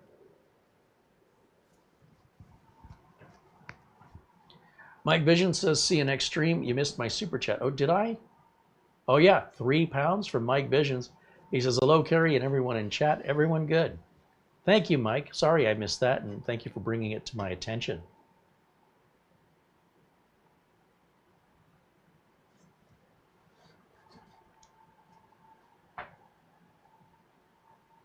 Is there a metal case for RF protection? So the problem with metal cases is it really interferes with the distance you can get from your Wi-Fi and Bluetooth. So a lot of times when they do build with a metal case, They'll attach the Bluetooth to like the bottom or the top where they're typically plastic up on top. The frame itself, this I believe is all plastic, which is what I prefer because, again, with metal, it's a shield that's going to significantly reduce your Wi-Fi and Bluetooth range. There's really no way around it. Even when they put the antennas on the bottom or the top, it still sucks. The metal cases, they look fantastic. Things like the Geekom A8, beautiful Mac-looking type computer, but Wi-Fi range, it's not good. I think it's all plastic. It feels like plastic. Peter VZ with another contribution in Super Chat, €1. Thank you, Peter.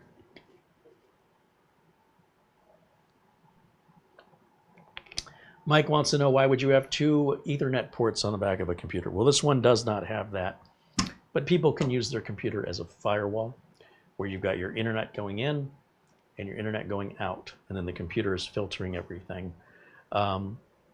There's other ways that people that are more or less enthusiasts would use 2 Ethernet ports, which really is beyond the scope of what I do here. But you could certainly Google that for some examples, but the most popular is to essentially create a firewall using something like pfSense or some other open source software. It's very complex and very technical, and I've never met anyone in real life, I've met people on the internet, but never in real life that's ever used it for that. Whenever I use a computer that has 2 Ethernet ports, I only use one of them. So for me, it doesn't really offer any benefit. But for your enthusiasts, the people who like to tinker around and build their own stuff, they like that. But for the average owner, you'll never use them both. You'll use one or the other. But I appreciate the question. David, I said I have a 7000 fiber optic. Will the Cat 6A cable do well with Eero Wi-Fi 7 and 10 gig card? Yes. You want to use Cat 6A. Category 7 cables, they're a European thing. They're like an ISO standard, which is not, it's not what we use here in the United States. So if you're in the United States, just skip over Cat 7. If you're in Europe, different story. And then of course, Category 8 is now available. And that's it. I don't think there will ever be a Category 9 or 10. I think they've done all they can do with Ethernet cables, with copper. Quote me, I hope I'm wrong, but I think Cat 8 is the end of the line for copper. I just think unless the laws of physics change, you're never going to do better than Category 8. There's some great videos on YouTube that explain all of this stuff that do it much better than I do. If I look over here on YouTube, and let's see, we'll search for Cat 6A versus Cat 7.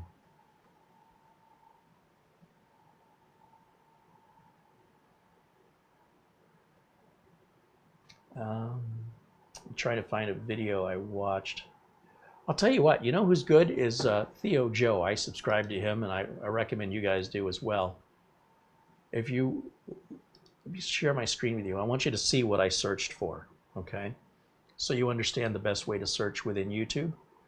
If we go to my window capture here, you'll see that up at the top, I typed Cat 6A. I even spelled it wrong. I should have put a space between Cat and 6A versus Cat 7. I could also put Cat 8, but what you'll see is all these videos come up. Now, Tech Quickie is a great channel, and they have their own video, and their videos are very good. Then there's a more technical video here about Cat 5 versus 6 versus 7 versus 8. And of course, the first one that comes up is a channel I've never heard of. But if I scroll down, and by the way, that channel I never heard of might be great.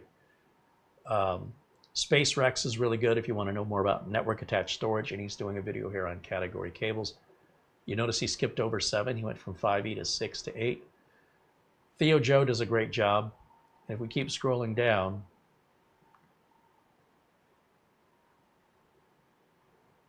yeah, there's your category 8 Ethernet cable, heavy duty. you'll see there's plenty of videos that will get in depth in 20 minutes. Like, I won't spend 20 minutes talking about it, but I could. And these guys know so much more about it than I do. So for me, Cat 6a is all I need. I'm not going to use Cat 7 because it's not a US standard. And Cat 8 is just too expensive and unnecessary for my needs. So that's the logic.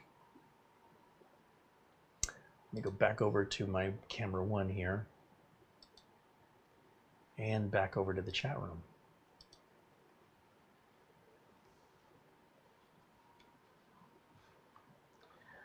Suzuki says the MSA1 is only available via AliExpress. Do you have a link for the US?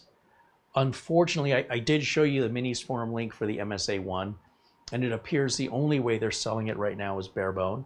That is likely due to their inventory. So if you check back in a couple weeks, maybe 2 weeks, or check back daily at the Minisforum store, bookmark it, check it daily, and see when the inventory changes. I'm sure it's just an inventory issue. You could also reach out to Minisforum support and ask them when they expect to have them back in stock. Either way.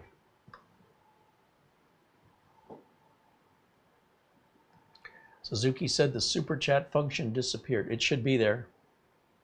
You should see down by where you chat a little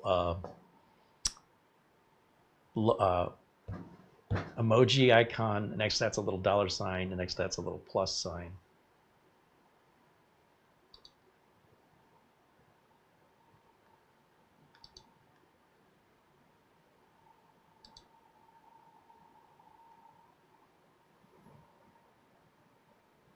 Just looking for any final questions. We've got about 10 minutes left. A shout out and a thank you once again to our friends at Acronis, RoboForm, and VIP CDK deals, all offering you guys, the audience to my channel, 30% off just for you guys. And we're keeping that deal throughout the entire year. Also, RoboForm's 30% discount is for new customers only. RoboForm is a password manager. I don't know where I'd be without it, quite frankly. Instead of bookmarking your favorite site, it just saves it at RoboForm with all your login info. RoboForm can even generate really complex passwords that are just, they look like gibberish. It'll remember them and enter them for you on the site. It can also fill in your address and name and even a credit card number if you want it to. I personally don't put my credit card or social security number in RoboForm. I prefer to enter that by hand. That's just me. I've been using RoboForm over 15 years. I love this product, and it's very inexpensive, and you can install it on any number of devices, no limit. So if you've got a tablet and a laptop and a work machine and a desktop, put it on all of them, log in, and you have access to all of your sites like eBay and PayPal, or where you go to pay your electric bill, your gas bill, your house payment. All those sites you visit regularly, you can create a unique password for each site and let RoboForm remember it. And then when you want to go make your house payment, you just go to RoboForm, click on your bank, and it takes you there, logs you in, enters your username and password, and submits it. And then, unless you have two-factor authentication, which you should have, then you'll get a code on your phone or an email. You log in, you pay your bills. Do that for the credit card companies. You're not going to use the same password. Please, for the love of all that's holy, don't use the same password on everything. Right? So RoboForm can generate the passwords for you. You can tell it how big or how short you want the password to be. Tell it if you want special characters, uppercase, lowercase. You can control that and let it randomly generate. Not only will it randomly generate, it'll submit it for you. And then it'll ask you, do you want to remember this for next time? And you say yes. And every time you visit that website from that point forward, it enters your username and that unique password that RoboForm made strictly for that one website. It's very secure. Just remember your one RoboForm password that unlocks it. Or in the case, if you have it on your phone, you can use your fingerprint to unlock it rather than a password. Forget what they call that. Check email here real quick. I have been lax on that. Doesn't look like I missed anything, I don't think. Yeah, I think we're caught up. Thanks to our friends over at Minisforum for allowing us to review the Kodlix AD78. Mike Senchi with a $49.99 super chat. Wow, that's fantastic. Thank you so much, Mike. We appreciate you very, very much. Shane Perkins mentions the whole fingerprint thing, biometrics. Yeah, you can have a biometric login on your phone. I love that. Dave with a $10 super chat says, thanks for your channel. Well, thank you for supporting the channel so we don't have to be a corporate sponsor. You know, we can talk about what we want to talk about, review what we want to review, or what we can afford to review. Speaking of which, I just spent some of the membership and contribution money last night on something stupid but cool. And that is, go here and type it in here and I'll show it to you. This will be for a future build. I think this will be Mara's upgrade, I think is what it's going to be. And it's the Trix 360 Panorama liquid cooler.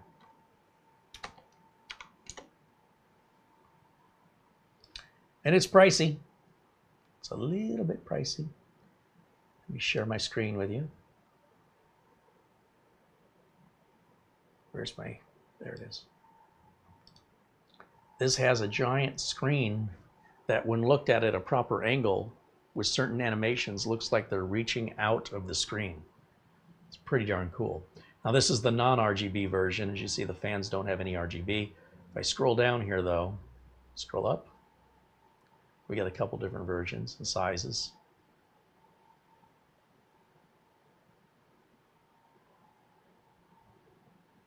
It's white and black. I know there's a, let's just click on the white one here that's got RGB, and then there's probably an option for black.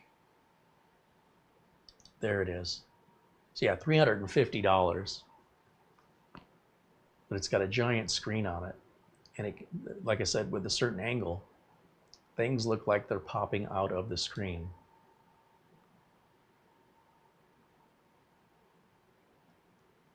So these are some animations it comes with by default. And to give you an idea, like the car there looked like the wheel came out, or that hand looks like it's reaching out towards you. But again, you've got to be standing in the right place to get that illusion. And it's a pretty big screen. You can add your own picture or your own little video, and then you can put smoke or rain over it to kind of give it the depth.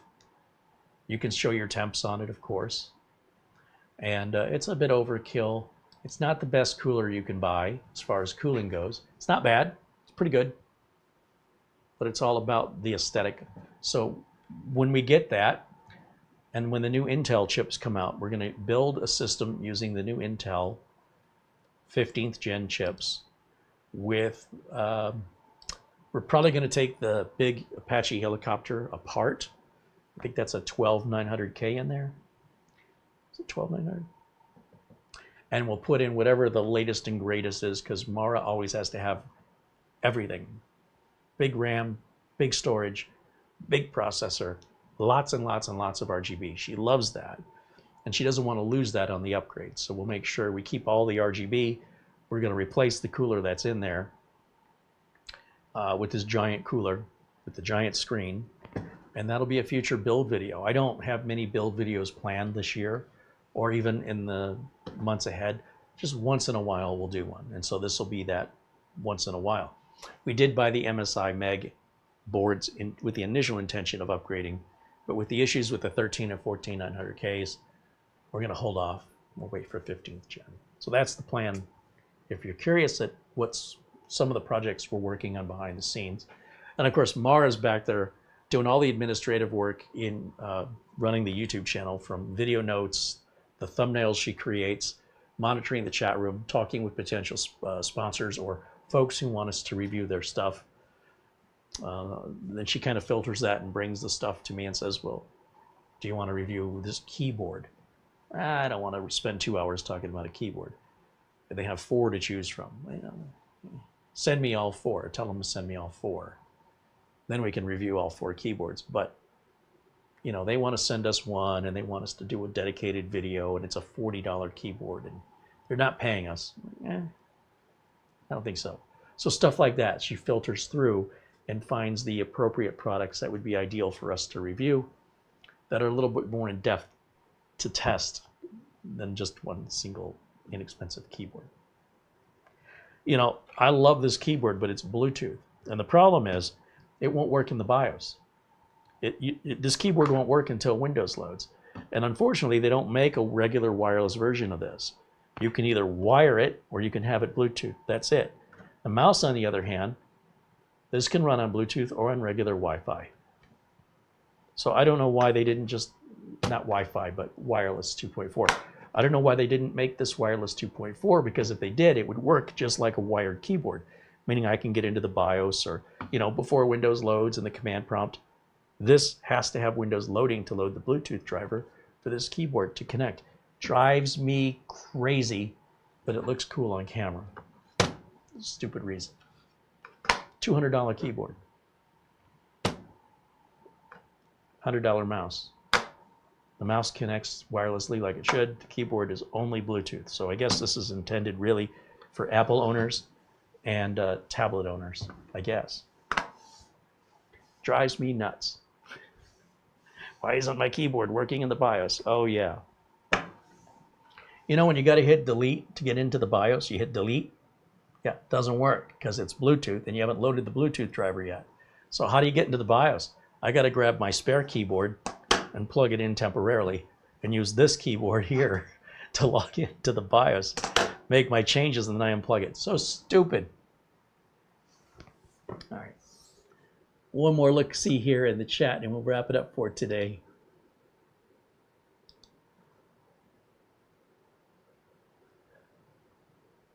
Oh, I missed a contribution from Suzuki with a $5 super chat. Right on, Suzuki. Thank you for that. I'm sorry I missed it earlier. We appreciate all your support so we can remain independent away from being, what's the word?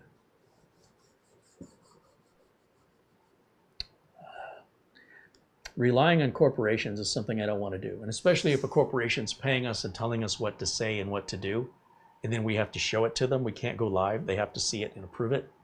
If they don't like it, we have to make changes. We have to publish it by a certain date or we don't get paid. I don't want to be in that relationship. So everything we do here is independent. And we either buy the products using your contributions or the products are sent to us for free without any obligation in exchange for an honest review. This is a very difficult thing to do in this economy. A lot of companies don't want to participate that way. But with your support, we can keep moving forward. And when new products come out, such as that cooler, if we have the budget, we will buy it. And we have some super members that are really making this possible, such as, of course, Buster, Peter Laycock, Oystein, Paul Gray, and Frankie B. These are just super members that have supported us unbelievably with generosity that's beyond anybody's expectations. And that's enabled us to take this a little higher end on what we're able to purchase for the channel. The reason I don't want to build any more PCs is I don't have anywhere to put them. We've got about 20 PCs here now that have nowhere to go. Nobody's buying them. I don't want to ship them because the cost of shipping is like $200 because everybody's on the East Coast that's watching. I won't ship them internationally. It's very difficult to warranty. They often can be broken in shipping. The shipping is getting worse. Prices are going up and things are getting banged around more than they normally do. So to sell it locally makes the most sense, but unfortunately we haven't really found any interest from the places we have advertised. So we kind of sit on them here. We may donate them or we may disassemble them and reuse the parts in another build, but I'm still back to having another PC that I don't have any use for. When this channel started, we used to build computers that were ordered by customers, and then we would ship them. Initially, they were local. When I started the channel in 2008, those builds were local here. And I just thought, I got to build it anyway. I'll make a video. Then somebody said, hey, would you build one for me? I'm in Florida. Hey, would you build one for me? I'm in Philadelphia. Well, I'm in Arizona. I got to ship that thing 2,500 miles. It's very expensive, and the likelihood for damage is bad. Someone's like, hey, I'm in England. Can you ship one to me? You know, the likelihood of damage, you've got an import fee that your government will hold that package as for ransom until you pay the ransom. We have nothing to do with it. We don't know what that'll be. We can't predict what the import tariff will be. And then you pay it and find out what you got was a box of broken parts. And then you're going to be mad at me.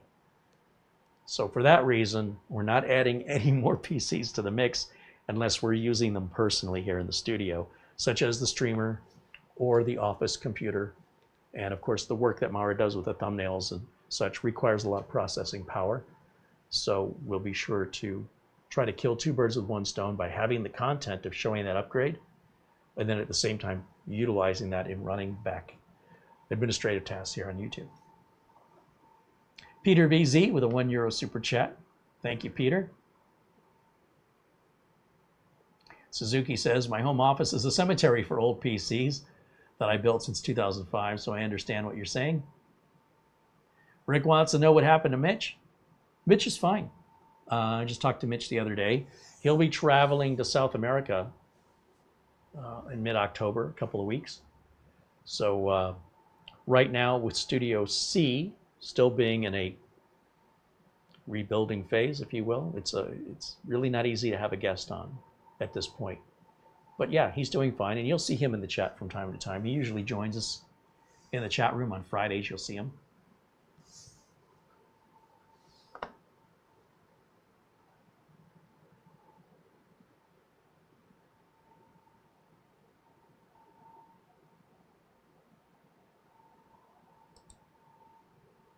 Okay, well, that'll wrap it up for us for today. Our thanks, of course, to Mara for all the work she does in the background.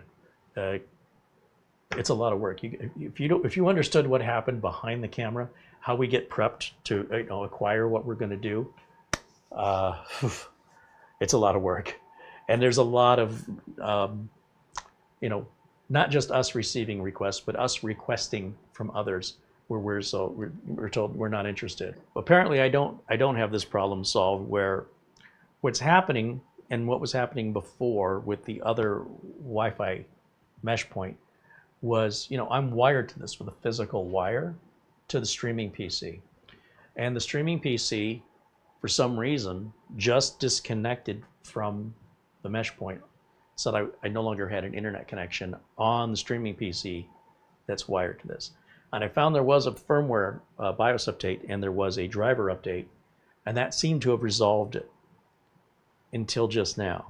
So I think I am probably going to try a different streaming computer just to see if it's the computer's Ethernet port. Now, I could also just grab one of these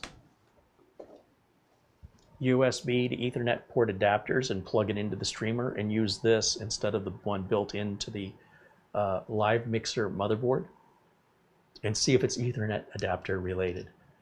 But I'm thinking I could get my little Intel NUC out here, use that as my streamer, and see if it does the same thing.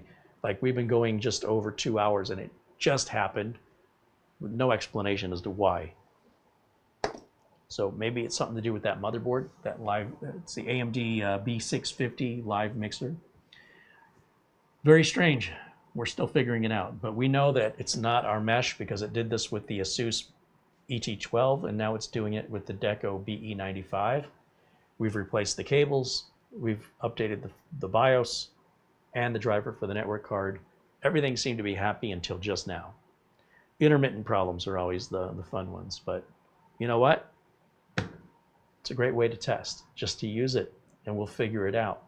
So I think I want to change the streamer out just because I can, but I could also just simply plug in one of those little USB to Ethernet adapters.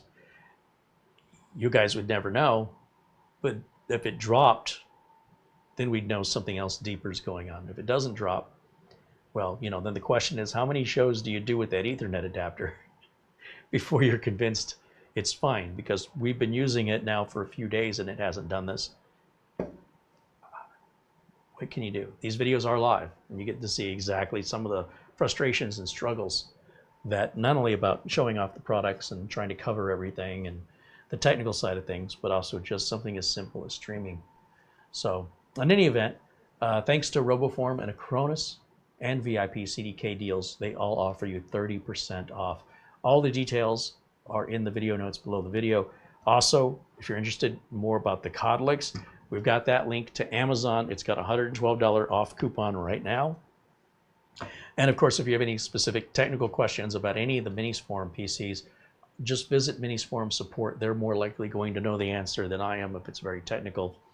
And be sure and check out Robitech and check out Theo Joe's video about the Ethernet cables if you want to learn more about the difference between Cat 5, Cat 6, Cat 7, Cat 8. He does a great job explaining them. And that'll wrap it up for me for today. Thanks again to Minisforum for allowing us to review this unit. And I will see you all again very, very soon. And oh, of course, thank you to all of our Super Chat contributors. Don't want to miss you guys. And yeah, we'll see you next time. Bye for now.